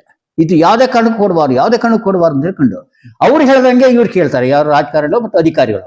ಆದ್ರೆ ನಾವು ಪ್ರಜೆಗಳು ಹೇಳಿದ್ದನ್ನ ಧಿಕ್ಕರಿಸಿದೆ. ಒಂದ್ ರೀತಿಲಿ ನಿಜ ಹೇಳ್ಬೇಕಾದ್ರೆ ಕೆಲವರು ಹೇಳ್ತಾರೆ ಇದು ಏನೋ ಆಗ್ಬೇಕು, ದಂಗೆ ಆಗ್ಬೇಕು ಅಂತೆಲ್ಲ ಹೇಳ್ತಾರೆ. ಆದ್ರೆ ಇದೇ ರೀತಿ ಏನಾದ್ರು ರೈತರಿಗೆ ತೊಂದರೆ ಕೊಡ್ತಾ ಬಂದ್ರೆ ಮುಂದೆ ಏನಾಗ್ತದೆ ನಾನಂತೂ ಹೇಳಲ್ಲ. ಯಾಕಂತ ಹೇಳಿದ್ರೆ ಯುವಕರಲ್ಲಿ ರೊಚ್ಚಿದೆ. ಯಾಕಂದ್ರೆ ನಾವು ಬದುಕಿಗೆ ಮಾಡಿದ್ದಕ್ಕೆ ಸಿಕ್ಕಲ್ಲ ಅಂತ ಹೇಳಿದ್ರೆ ನಾವು ಬದುಕೋದು ಹೇಗೆ? ಏನೋ ಎಲ್ಲರಿಗೂ ಉದ್ಯೋಗ ಕೊಡ್ಲಿಕ್ಕೆ ಸಾಧ್ಯ ಇದೆಯಾ? ಖಂಡಿತ ಸರ್ಕಾರ ಉದ್ಯೋಗ ಖಂಡಿತ ಸಾಧ್ಯ ಇಲ್ಲ. ಓದ್ಕೊಂಡವ್ರಿಗೆ ಇಷ್ಟ ತನಕ ಸ್ವಲ್ಪ IT-BT ಒಂದು ಉದ್ಯೋಗ ಸಿಕ್ತಿತ್ತು, ಈಗ ಅದು ಕೂಡ ಕಮ್ಮಿ ಆಯ್ತು. ಹಾಗಾದ್ರಿಂದ ಕೃಷಿನೇ ಇವತ್ತು 65% ಭಾರತದಲ್ಲಿ 65% ಕೃಷಿನ ಅವಲಂಬಿತರಾಗಿದ್ದಾರೆ. ಆ ಕೃಷಿ ಮಾಡಿದವರಿಗೆ ಇವತ್ತು ಹಿಂಸೆ, ಅವರಿಗೆ ಇದು ನಿಜ ಹೇಳ್ಬೇಕಾದ್ರೆ ಶಾಸಕಾಂಗ ಮತ್ತು ಕಾರ್ಯಾಂಗ ಹೊರಸೆದ್ದು ಹೋಗಿದೆ. ಅದನ್ನ ಕ್ಲೀನ್ ಮಾಡೋದಿಲ್ಲ. ಈಗ ರೈತರಿಗೆ ಕ್ಲೀನ್ ಮಾಡಕ್ ಬಂದಿದ್ದಾರೆ. ಫಸ್ಟ್ ಅವ್ರನ್ನ ಕ್ಲೀನ್ ಮಾಡ್ಲಿ, ಆಮೇಲೆ ರೈತರಿಗೆ ಕ್ಲೀನ್ ಮಾಡ್ಲಿಕ್ಕೆ ಬಿಡ್ಲಿ. ಅದು ನಾನು ರಾಜಶ್ರೀ ಹೇಳ್ತೀನಿ, ಯಾರಿಗೆ ಹೇಳಿದ್ರು ಅದನ್ನೇ ಮಾತು ಹೇಳಿದೆ, ನೀವು ಫಸ್ಟ್ ಅಲ್ಲಿ ಕ್ಲೀನ್ ಮಾಡ್ಕೊಂಡು. ಬೆಂಗಳೂರಲ್ಲಿ ಇದು ಲಾಬಿಗಳು ನಡೀತಿದೆ, ಯಾವುದು ಲ್ಯಾಂಡ್ ಲ್ಯಾಬಿಗಳು, ರಿಯಲ್ ಎಸ್ಟೇಟ್ನವರು. ಅದನ್ನ ಇವರು ಕ್ಲೀನ್ ಮಾಡಕ್ ಆಗ್ತಿಲ್ಲ. ಇಲ್ಲೇನೋ ಬಡಪಾಯಿಗಳು ಒಂದು ಸ್ವಲ್ಪ ಎಲ್ಲ 4 ಎಕರೆ ಮಾಡಿದ್ರೆ ಅದನ್ನ ಮಾಡಕ್ ಆಗ್ತಾ ಇಲ್ಲ. ಈಗ ಇನ್ನೊಂದು ಕಾನೂನು ತಿಳ್ಕೊಳ್ಳಿ. ಯಾಕೆ ಹೇಳ್ತೀನಿ ಅಂತ ಹೇಳಿದ್ರೆ, ಪಾರಂಪರಿಕ ಅರಣ್ಯವಾಸಿಗಳಿಗೆ ಈಗಾಗಲೇ ನಮ್ಮ ರಾಜ್ಯ ಅರಣ್ಯ ಮಂತ್ರಿಗಳೇ ಇದಕ್ಕೆ ಕೇಂದ್ರಕ್ಕೆ ಅದನ್ನ ತಿದ್ದುಪಡಿ ಮಾಡಿ ಅಂತ ಕಳಿಸಿದ ಮೇಲೆ ನಾವು ಅವತ್ತೇ ನಮ್ಮ MLA ಅವರಿಗೆ ಒಂದು ಲೆಟರ್ ಕೊಟ್ಟು ಹೇಳಿದೆ, ಏನು ಅಂತ ಹೇಳಿದ್ರೆ ಈಗ ಆ ಪಾರಂಪರಿಕ ಅರಣ್ಯವಾಸಿಗಳು ತಿದ್ದುಪಡಿ ಕಳಿಸಿದ್ದಾರೆ. ಇಲ್ಲಿ 10 ಎಕರೆ ಒಳಗಿನ ತೊಂದರೆ ಆಗಬಾರ್ದು, ಯಾಕಂದ್ರೆ ಅದರಲ್ಲಿ 10 ಎಕರೆ ಹಿಡ್ಕೊಳ್ಳಿಕ್ಕೆ ಅವಕಾಶ ಇದೆ, ತೊಂದರೆ ಆಗಬಾರ್ದು ಅಂತ ಕೊಟ್ಟಿದ್ದೀನಿ. ಅದನ್ನ ಹೇಳ್ತಾನೆ ಬಂದೆ. ನಮ್ಮ ಮೊನ್ನೆ DF ಕಂಡಾಗಲೂ ಅದನ್ನ ಹೇಳಿದೆ, ಮೊನ್ನೆ DC ಕಂಡಾಗಲೂ ಹೇಳಿದೆ, ಅದನ್ನ AC ಕಂಡಾಗಲೂ ಹೇಳಿದೆ. ಆದ್ರೆ ಗಂಭೀರವಾಗಿ ಯಾರೂ ತಗೊಳ್ತಾ ಇಲ್ಲ. ಇದು ಕಾನೂನುಬದ್ಧವಾದ ಒಂದು ಅವಕಾಶ. ಯಾಕಂದ್ರೆ 10 ಎಕರೆವರೆಗೆ ನಾನು 10 ಎಕರೆ ಕೊಡಿ ನಾನು ಹೇಳೋಲ್ಲ. 4 ಮಾಡಿದ್ರೆ 4, 3 ಮಾಡಿದ್ರೆ 3, 5 ಮಾಡಿದ್ರೆ 5, 6 ಮಾಡಿದ್ರೆ 6, 7 ಮಾಡಿದ್ರೆ 7, 8 ಮಾಡಿದ್ರೆ 8 ಅಥವಾ 10 ಮಾಡಿ ಏನೋ ಅಪರೂಪಕ್ಕೆ 10 ಮಾಡಿ 10 ಕೊಡಬೇಕು. ಅವಾಗ 80 ಭಾಗ ಸಮಸ್ಯೆ ನಮ್ಮ ಮಲೆನಾಡು ಮುಗ್ದೇ ಹೋಗುತ್ತೆ. ಯಾವನಲ್ಲಿ 100 ಎಕರೆ ಮಾಡಿದಿಲ್ಲ, 100 ಎಕರೆ ಮಾಡಿದವ್ರು ಏನೋ ಅವರು ಇದು ಮಾಡದಿದ್ರೆ ಅದು ಬೇರೆ ಬೇರೆ ಇದಾವೆ, ಯಾಕೆ ದಾರಿಗಳಿದಾವೆ.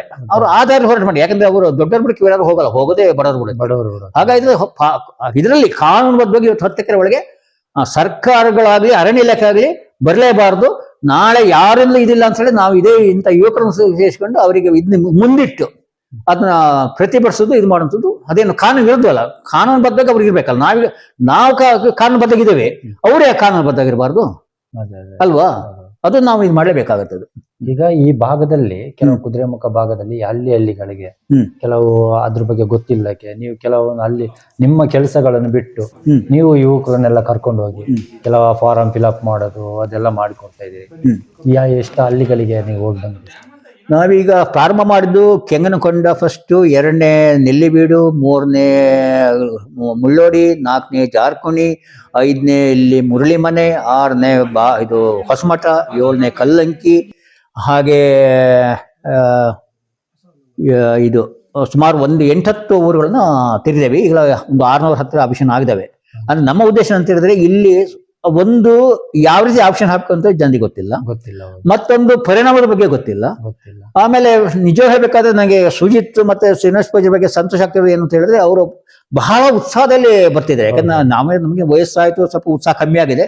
ನಾನು ಕೆಂಗನಕೊಂಡ ಮತ್ತೆ ನೆಲ್ಲಿಬಿಡಿ ಮಾಡ್ಕೊಂಡು ಸುಮ್ಮನೆ ಕೂರು ಅಂದಾಜಲ್ಲಿ ಇದ್ದೆ, ಏನು SC ಸರಿ ಮಾಡ್ಲಿಕ್ಕಾಗುತ್ತೆ ಅಂತ. ಆದ್ರೆ ಇವರು ನಿಜವಾಗ್ಲೂ ಕೂಡ ಅಲ್ಲಿ ಒಂದು ಲಕ್ಷ ಆಯ್ತು ಅಂತ ಹೇಳಿದ್ರೆ ನಾವು ಒಂದು ಸಂಸ್ಥೆ ಗ್ರಾಮದಲ್ಲಿ ಒಂದು 500-600 ಮಾಡ್ಲಿಕ್ಕೆ ಆಗಲ್ವಾ ಅನ್ನೋ ಭಾವನೆ ಇವರಿಗೆ ಬಂದಿದೆ. ಹಾಗಾಗಿದ್ರಿಂದ ಇವತ್ತು ನಾನು ಕೂಡ, ಯಾಕಂದ್ರೆ ಇವಾಗ ಕೈಲೆಷ್ಟು ದಿವಸ ಸಾಧ್ಯ ಓಡಾಡ್ತೀನಿ ಮಾಡ್ತೀನಿ. ನಿಮ್ಮ ಪ್ರಯತ್ನ ಅಂದ್ರೆ ಈಗ ನಮ್ದು ಉಳಿಬೇಕು, ಇನ್ನೊಬ್ರದ್ದು ಖಂಡಿತ ಪಾಪ. ಅಂದ್ರೆ ಇಲ್ಲಿ ಏನು 100 ಎಕರೆ ಮಾಡಿದವ್ರದ್ದು ಯಾರ್ದಿಲ್ಲ, ಒಂದು 5 ಎಕರೆ 3 ಎಕರೆ ಹಿಂಗೆ ಮಾಡಿದವ್ರದ್ದು. ಹಾಗಾಗಿ ನಿಮ್ಮ ಪ್ರಯತ್ನ ನೀವು ಮಾಡ್ತಿದ್ರಿ, ನಿಮಗೆ ಬೆನ್ನೆಲುಬಾಗಿ ಅವರು ಹುಡುಗರು ಈಗ ನಿಂತಿದ್ದಾರೆ. ಅಂದ್ರೆ ನೀವು ತಳ್ತಾ ಇದ್ದೀರಿ ಅವರನ್ನು, ಅವರು ನೀವು ಮುಂದೆ ಇರಿ, ನಾವು ನಿಮ್ಮಿಂದ ಇರ್ತೀವಿ ಅಂತ ಅವರು. ಅಂದ್ರೆ ಮುಂದಿನ ಹೋರಾಟಗಾರ, ಮುಂದಿನ ಸುಳಿಕಸ್ ಅವರೇ. ಅಂದ್ರೆ ನಾವು ಮಾರ್ಗದರ್ಶನ, ನಮಗೆ ತಿಳಿದ ಮಾರ್ಗದರ್ಶನ ನಾವು ಮಾಡ್ಲೇಬೇಕು. ಯಾಕಂದ್ರೆ ಹುಡುಗರು ಮುಂದೆ ಬಂದಿದ್ದೇ ವಿಶೇಷ. ಇವತ್ತಿನ ಹುಡುಗರಲ್ಲಿ ಕಾಳಜಿ ಇಲ್ಲ, ಯಾಕಂದ್ರೆ ಅವ್ರಿಗೆ ಮೊಬೈಲ್ ಆಯ್ತು, TV ಆಯ್ತು, ಏನೇನೋ ಬೇರೆ ಬೇರೆ ರೀತಿ ಹೋಗಿದ್ದಾರೆ. ಈಗ ಮಾಧ್ಯಮದಲ್ಲಿ ನಿಮ್ಮನ್ನ ತಗೊಂಡ್ರೆ ನೀವು ಹಳ್ಳಿಯಲ್ಲಿ ಹೋಗ್ತೀರಿ, ಹಳ್ಳಿ ಪ್ರಸಿದ್ಧಿ ಮಾಡಿ. ಎಷ್ಟು ಜನ ಮಾಧ್ಯಮದವರು ಹಳ್ಳಿಗೆ ಹೋಗ್ತಾರೆ? ಹೋಗೋದಿಲ್ಲ. ವಿಷಯ ತಿಳಿದ್ರೆ ಕೂತ್ಕೊಂಡು ಬರೀತಾರೆ, ಕಳಿಸ್ತಾರೆ. ನೀವು ನಿಜವಾಗ್ಲೂ ಹೇಳ್ಬೇಕಾದ್ರೆ ಕಾರ್ಲೆ ಇರ್ಬೋದು, ಬೆಳಗಲ್ ಇರ್ಬೋದು, ಆ ಮಸಣಿ ಕಡೆ ಇರ್ಬೋದು, ನೀವು ಇಡೀ ಕಳಸಾ ತಾಲೂಕಿನ ಹೆಚ್ಚಿನ ಇದಕ್ಕೆ ಹೋಗ್ತೀವಿ. ಆ ರೀತಿ ನೀವೊಬ್ರು ಯುವಕರಾಗಿ ಇದು ಮಾಡ್ದಂಗೆ ನಮ್ಮ ಇವರು ಕೂಡ ಯುವಕರಾಗಿ ಕೆಲಸ ಮಾಡ್ತಿದ್ದಾರೆ. ಅದು ನಂಗೆ ತುಂಬಾ ವಯಸ್ಸಾದ ನಂಗೆ ತುಂಬಾ ಸಂತೋಷ ವಿಚಾರ. ಯಾಕಂದ್ರೆ ಇಂಥಷ್ಟು ಹುಡುಗರು ಮುಂದೆ ಆದ್ರೆ ಯುವಕರು ಮುಂದೆ ಬಂದ್ರೆ ಖಂಡಿತವಾಗಿ ಇದನ್ನು ಬದಲಾವಣೆ ಖಂಡಿತವಾಗಿ ಮಾಡ್ಬೋದು. ಅದು ಈ ಒಂದು ಪರಿಸ್ಥಿತಿಯಲ್ಲಿ ಎಲ್ಲ ಒಗ್ಗಟ್ಟಾದ್ರೇನೆ ಒಂದು ಸರ್ಕಾರ ಗಮನಕ್ಕೆ ಸ್ವಲ್ಪ ಅಲ್ಲಾಡಿಸಬಹುದು ನಾವು. ಅಷ್ಟು ಖಂಡಿತ ಇದು ಪ್ರಜಾಪ್ರಭುತ್ವ. ಹೌದು. ಸುಪ್ರೀಂ ಕೋರ್ಟಿಗೂ ಯಾವುದೇ ಕಾನೂನು ಮಾಡ್ಲಿಕ್ಕೆ ಅವಕಾಶ ಇಲ್ಲ, ಹೈಕೋರ್ಟ್ಗೂ ಕಾನೂನು ಮಾಡ್ಲಿಕ್ಕೆ ಅವಕಾಶ ಇಲ್ಲ. ಕಾನೂನು ಮಾಡ್ಲಿಕ್ಕೆ ಅವಕಾಶ ಇರುವಂತದ್ದು ಒಂದು ವಿಧಾನಸಭೆ, ಮತ್ತೊಂದು ಪಾರ್ಲಿಮೆಂಟ್. ನಾವು ವೋಟ್ ಹಾಕಿ ಕಳಿಸಿದವರು ನಾವೇನು ಕೇಳ್ತೀವಿ ಅದೇ ಕಾನೂನಾಗಿ ಬರಬೇಕು. ಉದಾಹರಣೆಗೆ ಹಿಂದೆ ದರಖಾಸ್ತು ಇದಿತ್ತು, ನಿಯಮ ಇತ್ತು. ಒಬ್ಬ ಭೂಮಿ ಹೊಡಬೇಕಾದ್ರೆ ಅವನು ದರಖಾಸ್ತು ಮೂಲಕ ಅರ್ಜಿ ಕೊಡ್ಬೇಕಿತ್ತು. ಅರ್ಜಿ ಕೊಟ್ಟು ಅವನು ಮಂಜೂರಿ ಆಗೋ ತನಕ ಅವನು ಕೃಷಿ ಮಾಡೋದಂಗಿರ್ಲಿಲ್ಲ. ಅಕಸ್ಮಾತ್ ಕೃಷಿ ಮಾಡಿದ್ರೆ ಆತನ ಕಿತ್ತು ಬಿಸಾಕಿ ಆ ಇದನ್ನ ವಸೂಲಿ ಮಾಡುವಂತ ಕಾನೂನು ಕೂಡ ದರಖಾಸ್ತು ಇದರಲ್ಲಿ ವ್ಯವಸ್ಥೆಯಲ್ಲಿ ಇತ್ತು. ಆದ್ರೆ ಜನಸಂಖ್ಯೆ ಏರ್ತಾ ಹೋದಾಗ ಅನಿವಾರ್ಯ ಬದುಕಬೇಕಲ್ಲ, ಕೃಷಿ ಮಾಡ್ಕೊಂತಾನೆ ಹೋದ್ರು. ಯಾವ ಕಾನೂನು ಕಾರ್ಯಗಳು ಗೊತ್ತೂ ಇಲ್ಲ, ಬದುಕಬೇಕಲ್ಲ ಮಾಡ್ಲೇಬೇಕಲ್ಲ, ಮಾಡ್ಕೊಂಡು ಹೋದ್ರು. ಆಗ ಕಾನೂನು ಹೆಂಗ್ ಬಂತು? ಅಕ್ರಮ ಸಕ್ರಮ ಬಂತು. ಮೊದಲು ಫಾರ್ಮ್ ನಂಬರ್ 50 ತಂದ್ರು, ಅದರಲ್ಲಿ ಇದಕ್ಕೆ ಅವಕಾಶ ಇಲ್ಲ, ಕಾಪಿಗೆ ಅವಕಾಶ ಇಲ್ಲ, ಬರೀ ತರಿ ಮತ್ತು ಭಾಗವಹಿಸಿ ಮಾತ್ರ ಅವಕಾಶ ಇತ್ತು. ಆಮೇಲೆ ನಂತರದಲ್ಲಿ 98-99 ಇದನ್ನ ತಂದ್ರು, 53 ತಂದ್ರು, ಅದರಲ್ಲಿ ಟ್ರಾನ್ಸ್ಲೇಷನ್ ಕಾಪಿ ಬೆಳೆಗೆ ಅವಕಾಶ ಮಾಡಿಕೊಟ್ರು. ಅನಂತರದಲ್ಲಿ ಫಾರ್ಮ್ ನಂಬರ್ 57 ತಂದ್ರು. ಅದು 50 ಮತ್ತು 53 ಇದು ಹೇಗೆ ಅಂತ ಹೇಳಿದ್ರೆ 1987 ಹಿಂದೆ ಕೃಷಿ ಬೇಕು ಅಂತ ಅದು ಹೇಳುತ್ತೆ. 57 ಏನಂತಂದ್ರೆ 2005 ಹಿಂದೆ ಕೃಷಿ ಬೇಕು ಅಂತ ಹೇಳುತ್ತೆ. ಅಲ್ಲಿ ವ್ಯತ್ಯಾಸ ಇದೆ. ಹಾಗಾದ್ರಿಂದ ಈ ಸಾಧಾರಣವಾಗಿ ಅದು ಕಂದಾಯ ಭೂಮಿ ಮಂಜೂರಿ ಅಂತೇಳಿ 4:38 ಮಾತ್ರ ಅವಕಾಶ. ಅದು ಖಂಡಿತವಾಗಿ ನಾವು ತಪ್ಪು ಅಂತ ಹೇಳಲ್ಲ, ಸಾಕು, ಮಲೆನಾಡಿಗೆ ಸಾಕು, ತೊಂದರೆ ಇಲ್ಲ. ಅಕಸ್ಮಾತ್ ಇನ್ನು ಇದರಲ್ಲಿ ಅರಣ್ಯ ಭೂಮಿ ಇದಾಕೊಂಡು ಇಲ್ಲಿ ಇದಿದ್ರೆ 10 ಎಕರೆವರೆಗೆ ಒಂದು ಅವಕಾಶ ಇದೆ. ನಮಗೆ 2 ಕಾನೂನುಗಳು, ನಾವು ಅದರಲ್ಲಿ ಕಾನೂನು ಬಗ್ಗೆ ನಾವು ಆಪ್ಷನ್ ಇಲ್ಲ. ಕಾನೂನುಗಳು ಜಾರಿ ಆಗಬೇಕು. ಯಾಕಂದ್ರೆ ಇವತ್ತು ಎಷ್ಟೋ ಜನ ಬಡವರಿಗೆ ಸಿಕ್ಕಿಲ್ಲ, 53 ಸಿಕ್ಕಿಲ್ಲ, 57 ಸ್ಟಾರ್ಟೇ ಮಾಡ್ದಂಗಿಲ್ಲ. ಆ ಥರ ಇದೆ. ಪ್ರತಿಯೊಬ್ಬ ಬಡವರಿಗೂ ಸಿಕ್ಬೇಕು. ಯಾಕಂದ್ರೆ ಇಲ್ಲಿಯ ಮಲೆನಾಡು ಜನಗಳು ಮುಗ್ಧರು, ತಿಳುವಳಿಕೆ ಕಮ್ಮಿ, ಬೇಗ ಮೋಸ ಹೋಗ್ತಾರೆ. ಹಾಗಾದ್ರಿಂದ ಅದು ಸರ್ಕಾರ ಗಮನಿಸಿ ಪ್ರತಿಯೊಬ್ಬರಿಗೂ ಒಂದು ಒಳ್ಳೆ ಅವಕಾಶ ಮಾಡಿಕೊಡ್ಲಿ ಅಂತ ಕೂಡ ನಾನು ಸರ್ಕಾರನೇ ಕೇಳ್ಕೊಳ್ತೀನಿ. ಈಗ ಕೊನೆಯದಾಗಿ ಈ ಜನರಿಗೆ ಈಗ ನೀವು ಇದು ಎಷ್ಟು ದಿನ ಇದೆ ಸರ್? ಈಗ ನೀವು ಫಾರಂ ಫಿಲ್ಅಪ್ ಮಾಡಿ 30 ತಾರೀಕು ಅವಕಾಶ ಇದೆ. ಆದ್ರೆ ನಮಗೂ ಕೂಡ ಈಗ ನಮ್ಮ ಸಂಸ್ಥೆ ಗ್ರಾಮದಲ್ಲಿ ಸಾಧಾರಣವಾಗಿ ಇದು ಮಾಡಿದ್ರು, ಕೆಲವರು ಅವ್ರವರೇ ಫಾರ್ಮ್ ತಗೊಂಡು ಅಲ್ಲೆಲ್ಲ ಮಾಡ್ತಿದ್ದಾರೆ. ಅದೊಂದು ಪರವಾಗಿಲ್ಲ. ಕೆಲವರು ನಾವೇ ಫಾರ್ಮ್ ನಮಗೆ ಅದು ಹೇಗೆ ಮಾಡ್ಬೇಕು ಅಂತ ನಮ್ಮ ಡೈರೆಕ್ಷನ್ ಕೊಡಿ ನಾವು ಮಾಡ್ತೀವಿ ಅಂತ ಹೇಳ್ತಿದ್ದಾರೆ. ಆ ರೀತಿ ಆಗಿದ್ರಿಂದ ಈಗ 500-600 ಮಾಡಿದ್ರೆ ಹೆಚ್ಚು ನಿಮಿಷ 700-800 ಮುಟ್ಬೋದು. ಆಮೇಲೆ ಈಗ ನಾಳೆ ಈಗ ಅಲ್ಲಿ ಹೋರ್ನಾಡಲ್ಲಿ ಕರೆದಿದ್ದಾರೆ. ಯಾಕಂದ್ರೆ ಅಲ್ಲಿಯೂ ಕೆಲವರಿಗೆ ಆಪ್ಷನ್ ಹೇಗೆ ಮಾಡ್ಬೇಕು ಅಂತ ಕೆಲವ್ರಿಗೆ ಗೊತ್ತಿಲ್ಲ. ಅದು ನಾವೇ ಬರ್ತೀನಿ ಅಂತ ಹೇಳಿದ್ವಿ. ಅಲ್ಲಿಗೂ ಕೂಡ ನಾವು ಹೋಗಿ ನಾಳೆ ಹೋರ್ನಾಡಲ್ಲಿ ಹೋಗ್ತೀವಿ. ಆಮೇಲೆ ಅಕಸ್ಮಾತ್ ಇನ್ನು ಯಾರಾದ್ರು ಕರೆದ್ರೆ ಅಲ್ಲಿಗೂ ಹೋಗಿ ತಯಾರಿದ್ದೀವಿ. 30 ಒಳಗೆ ಅಂದ್ರೆ 25-26 ನಾವು ಕಳಿಸ್ಲೇಬೇಕು. ಅಂದ್ರೆ 30 ಅಲ್ಲಿಗೆ ಹೋಗಿ ಡೆಲ್ಲಿ ಸೇರಿರ್ಬೇಕು. ಅಂದ್ರೆ ನಾವು ಕಳಿಸ್ತಿರುವಂಥದ್ದು ಕೇಂದ್ರ ಸರ್ಕಾರದ ಫಾರೆಸ್ಟ್ ಸೆಕ್ರೆಟರಿ ಕಳಿಸಿರುವಂಥದ್ದು, ಅಲ್ಲಿ ಹೋಗಿ ಸೇರ್ಬೇಕು. ಇದು ಅಲ್ಲಿ ಗಣತಿ ಬಂತದ್ದು, ಇದು ಪ್ರಮಾಣವೇ ಗಣತಿ. ಈಗ ಎಷ್ಟು ಬಂತು ಅಂದ್ರೆ ಮುಖ್ಯ. ಅದು ನಮ್ಮ ಜನರಿಗೆ ಗೊತ್ತಿಲ್ಲ. ಅದು ಒಂದ್ ರೀತಿಲಿ ದೊಡ್ಡ ಸೋಲು, ತಿಳುವಳಿಕೆ ಕೊಡ್ತಾ ಇಲ್ಲ. ಈ ವಿಷಯ ಗೊತ್ತಾದ ತಕ್ಷಣ ಕೆಲವರು ಅಷ್ಟೇ ಸ್ವಲ್ಪ ಒಂಥರ ನೆಗ್ಲಿ ಮಾಡ್ತಾರೆ, ಅದೇನೋ ಆಗಲ್ಲ ಆ ತರ ಒಂದು. ಈಗ ಅವರಿಗೆ ನಿಮ್ಗೆ ಅಂದ್ರೆ ಅವರಿಂದ ಆದಷ್ಟು ನೀವು ನಿಮ್ ಸಹಕಾರ ನಮ್ಗೆ ಬೇಕು, ನೀವು ಸಪೋರ್ಟ್ ಕೊಟ್ರೆ ನಾವು ನಮ್ದು ಏನಿದೆ ಅದನ್ನ ತಲುಪಿಸ್ಬೋದು. ಕೇಂದ್ರ ಸರ್ಕಾರಕ್ಕಾಗ್ಲಿ ರಾಜ್ಯ ಸರ್ಕಾರ ಆಗ್ಲಿ ಎಲ್ಲರಿಗೂ ತಲುಪಿಸ್ಬೋದಲ್ವಾ? ಇವರು ಅದೇ ತರ ಸುಮ್ನೆ ದೂರದಲ್ಲೇ ಕೂತ್ರೆ, ಈ ಕೆಲವರು ಅಲ್ಲಿ ಭಾಗದಲ್ಲಿ ನೀವು ಹೋದ್ರೆ ನೀವೇನೋ ನಾವು ಬರ್ತೀವಿ ಅಂತ ಹೇಳ್ತಾರೆ, ಅವ್ರು ಅಲ್ಲಿ ಇರಲ್ಲ. ಅವಾಗ ಸುಮ್ನೆ ನೀವು ಹೋಗಿ ವಾಪಸ್ ಬಂದಂಗ ಆಗುತ್ತೆ. ಹೌದು, ನಿನ್ನೆ ಅದೇ ತರ ಆಯ್ತು. ಸಂಸ್ಥೆಗೆ ಎಲ್ಲ ಫೋನ್ ಮಾಡಿ ಎಲ್ಲ ಹೇಳಿದ್ರು. ಮತ್ತೆ ಈಗೆಲ್ಲ ಇನ್ನೊಂದು ಸಂದರ್ಭ ಅಂದ್ರೆ ಮಹಾಲಯ, ಅದೊಂದು ಇದನ್ನು ಬಿಡೋಲ್ಲ. ಆ ಮಹಾಲಯ ದರ್ಶನಕ್ಕೆ ಏನಾಗ್ತದೆ ಅಂದ್ರೆ ಈ ನಮ್ಗೆ ಸಂದರ್ಭ ಸರಿಯಾಗಿಲ್ಲ. ಮಹಾಲಯ ಅಂತ ಹೇಳ್ಕೊಂಡು ನಾವು ಒಂದು ಟೈಮ್ ಮೀರಿ ಹೋಗ್ಬಿಟ್ರೆ ಅಲ್ಲಿ ಯಾರು ಇರೋದಿಲ್ಲ, ಅದೊಂದು ಸಮಸ್ಯೆ ಇದೆ. ಆಮೇಲೆ ಇನ್ನೊಂದು ಅಂತ ಹೇಳಿದ್ರೆ ಈಗ ಈ ನಮ್ಮ ಕಳಸ ತಾಲೂಕು ತಗೊಂಡ್ರೆ ಸಂಸೆ, ಕಳಕೋಡು, ಹೋರ್ನಾಡು, ತನುಡಿ, ಆಮೇಲೆ ಇಡ್ಕಣಿ, ಹೀಗೆ ಕೆಲವಷ್ಟು ಇದು ಸೇರ್ತಿದೆ. ಇನ್ನು ಹಾಗಂತ ಕೆಲವು ಪ್ರದೇಶ ಬಿಟ್ಟಿದೆ. ಆ ಬಿಟ್ಟ ಪ್ರದೇಶದಲ್ಲಿ ಅವ್ರ ತಲೆ ಅಂತ ಹೇಳಿ ನಮಗೇನು ಸಮಸ್ಯೆ ಇಲ್ಲ ಒಂದು ಇದಿದೆ. ಆದ್ರೆ ಬಫರ್ ಝೋನು ಏನಾದ್ರು ಅದು ಹೇಗಿದೆ ಅಂತ ಹೇಳಿ, ಬಫರ್ ಝೋನು 1 ಕಿಲೋಮೀಟರ್ 10 ಕಿಲೋಮೀಟರ್ ವರೆಗೆ ವಿಸ್ತರಿಸಿ ಅವಕಾಶ ಇದೆ. ನಾಳೆ ಏನಾದ್ರೂ ಕಸ್ತೂರಂಗನ ವರದಿ ಮಾಡಿ ಬಫರ್ ಝೋನ್ ವಿಸ್ತರಣೆ ಮಾಡಿ ಅಂತ ಹೇಳಿದ್ರೆ, ಇಲ್ಲಿ ಕಳಸ ತಾಲೂಕಾಗ್ಲಿ ಮೂಡಲ ತಾಲೂಕಾಗ್ಲಿ ಯಾವ ತಾಲೂಕುಗಳು ಕೂಡ ಕಸ್ತೂರಿ ರಂಗನ ವರದಿಯಿಂದ ಹೊರಗೆ ಸಾಧ್ಯ ಇಲ್ಲ. ಎಲ್ಲ ಸೇರಿ ಹೋಗ್ತವೆ. ನಾಳೆ ಎಲ್ಲ ಸ್ಥಿತಿನೂ ನಾವು ಬಿಟ್ಟೋಗಿದೆ ಅಂತ ತಿಳ್ಕೊಂಡಿದ್ರೆ ಅದು ಬರೀ ಭ್ರಮೆ ಆಗತ್ತೆ. ನಾವೇನೇ ಈಗ ಅದನ್ನ ಬರಲೇಬಾರ್ದು, ಎಲ್ಲರೂ ಸೇರಿರ್ಲಿ ಬರಲೇಬಾರ್ದಂತ ನಾವೇನು ಶ್ರಮ ಪಟ್ಟರೆ, ಪ್ರತಿಯೊಬ್ಬರು ಸಹಕರಿಸಿದ್ರೆ ಅದನ್ನ ತಡೆಗೆ ಖಂಡಿತ ಸಾಧ್ಯ ಇದೆ. ಇಷ್ಟೋ ತನಕ ನಮ್ಮ ಜೊತೆ ಸುರೇಶ್ ಭಟ್ರು ಮಾತಾಡಿದ್ದಾರೆ. ದಯವಿಟ್ಟು ಇದಕ್ಕೆ ಎಲ್ಲರೂ ನೋಡಿಕೊಂಡು ಅವ್ರು ಏನು ಮಾರ್ಗ ಕೊಡ್ತಾರೆ ಆದಷ್ಟು ಬೇಗ ಅದನ್ನು ಅವ್ರ ಜೊತೆನೇ ಸೇರಿಕೊಂಡು ಏನಾದರೂ ಮಾಹಿತಿ ಇದ್ರೆ ನೇರ ಅವರಿಗೆ ಸಂಪರ್ಕ ಮಾಡ್ಬೋದು. ಧನ್ಯವಾದಗಳು. ವರದಿ ಆಕ್ಷೇಪಣೆ ಹಾಕಲಿಕ್ಕೆ ಕಳೆದ ಶನಿವಾರದಿಂದ ಪ್ರಾರಂಭ ಮಾಡೋದು. ಬಹುಶಃ ಇವತ್ತಿಗೆ 8 ದಿನ, 9ನೇ ದಿವಸ ಇದು. ಫಸ್ಟಿಗೆ ಕೆಂಗನಕೊಂಡ, 2ನೇ ದಿವಸ ನೆಲ್ಲಿಬೀಡು, 3ನೇ ದಿವಸ ಮುಳ್ಳೋಡಿ, 4ನೇ ದಿವಸ ಜಾರ್ಕುನಿ, 5ನೇ ದಿವಸ ಮುರಳಿಮನೆ, ಹೊಸಮಠ ಮತ್ತು ಕಲ್ಲಂಕಿ, ಅನಂತರ SK ಮೇಘಲ್ ಒಂದು ದಿವಸ, ಆಮೇಲೆ ಮತ್ತೊಂದು ದಿವಸ ಕಾರ್ಲೆ ಮತ್ತು ಕಳ್ಕೋಡಿನ ಇದು ಮಾಡೋದು. ಎಲ್ಲ ಕಡೆ ಕೂಡ ಜನರು ತುಂಬ ಬಂದು ತಮ್ಮ ಆಕ್ಷೇಪಣೆನ ಸಲ್ಲಿಸಿದ್ದಾರೆ. ಇನ್ನು ಕೆಲವರು ಅಕಸ್ಮಾತ್ ಬಿಟ್ಟು ಹೋದರೂ ಕೂಡ ನಮಗೆ ಫಾರಮ್ ಕಳಿಸ್ಕೊಡಿ, ನಾವು ಕೂಡ ಇದು ಮಾಡ್ತೀವಿ ಅಂತೇಳಿ ಹೇಳ್ತಿದ್ದಾರೆ. ಹಾಗೆ ನಾವು ಏನೇನು ನಾವು ಹಳ್ಳಿಗಳಿಗೆ ಹೋದು ಜನರ ಸ್ಪಂದನೆ ಬಹಳ ಚೆನ್ನಾಗಿದೆ. ಹಾಗಾಗಿ ಆ ಜನಗಳು ಕೂಡ ನಾವು ಧನ್ಯವಾದ ಕೂಡ ಹೇಳಬೇಕು. ವಿಡಿಯೋ ನೋಡಿದ್ದಕ್ಕೆ ಧನ್ಯವಾದಗಳು. ಮುಂದಿನ ವಿಡಿಯೋದಲ್ಲಿ ಸಿಗೋಣ. ಕ್ಷಣ ಕ್ಷಣದ ಸುದ್ದಿಗಾಗಿ ವೀಕ್ಷಿಸಿ ನ್ಯೂಸ್ ಕರ್ನಾಟಕ, ಸದಾ ನಿಮ್ಮ ಜೊತೆ.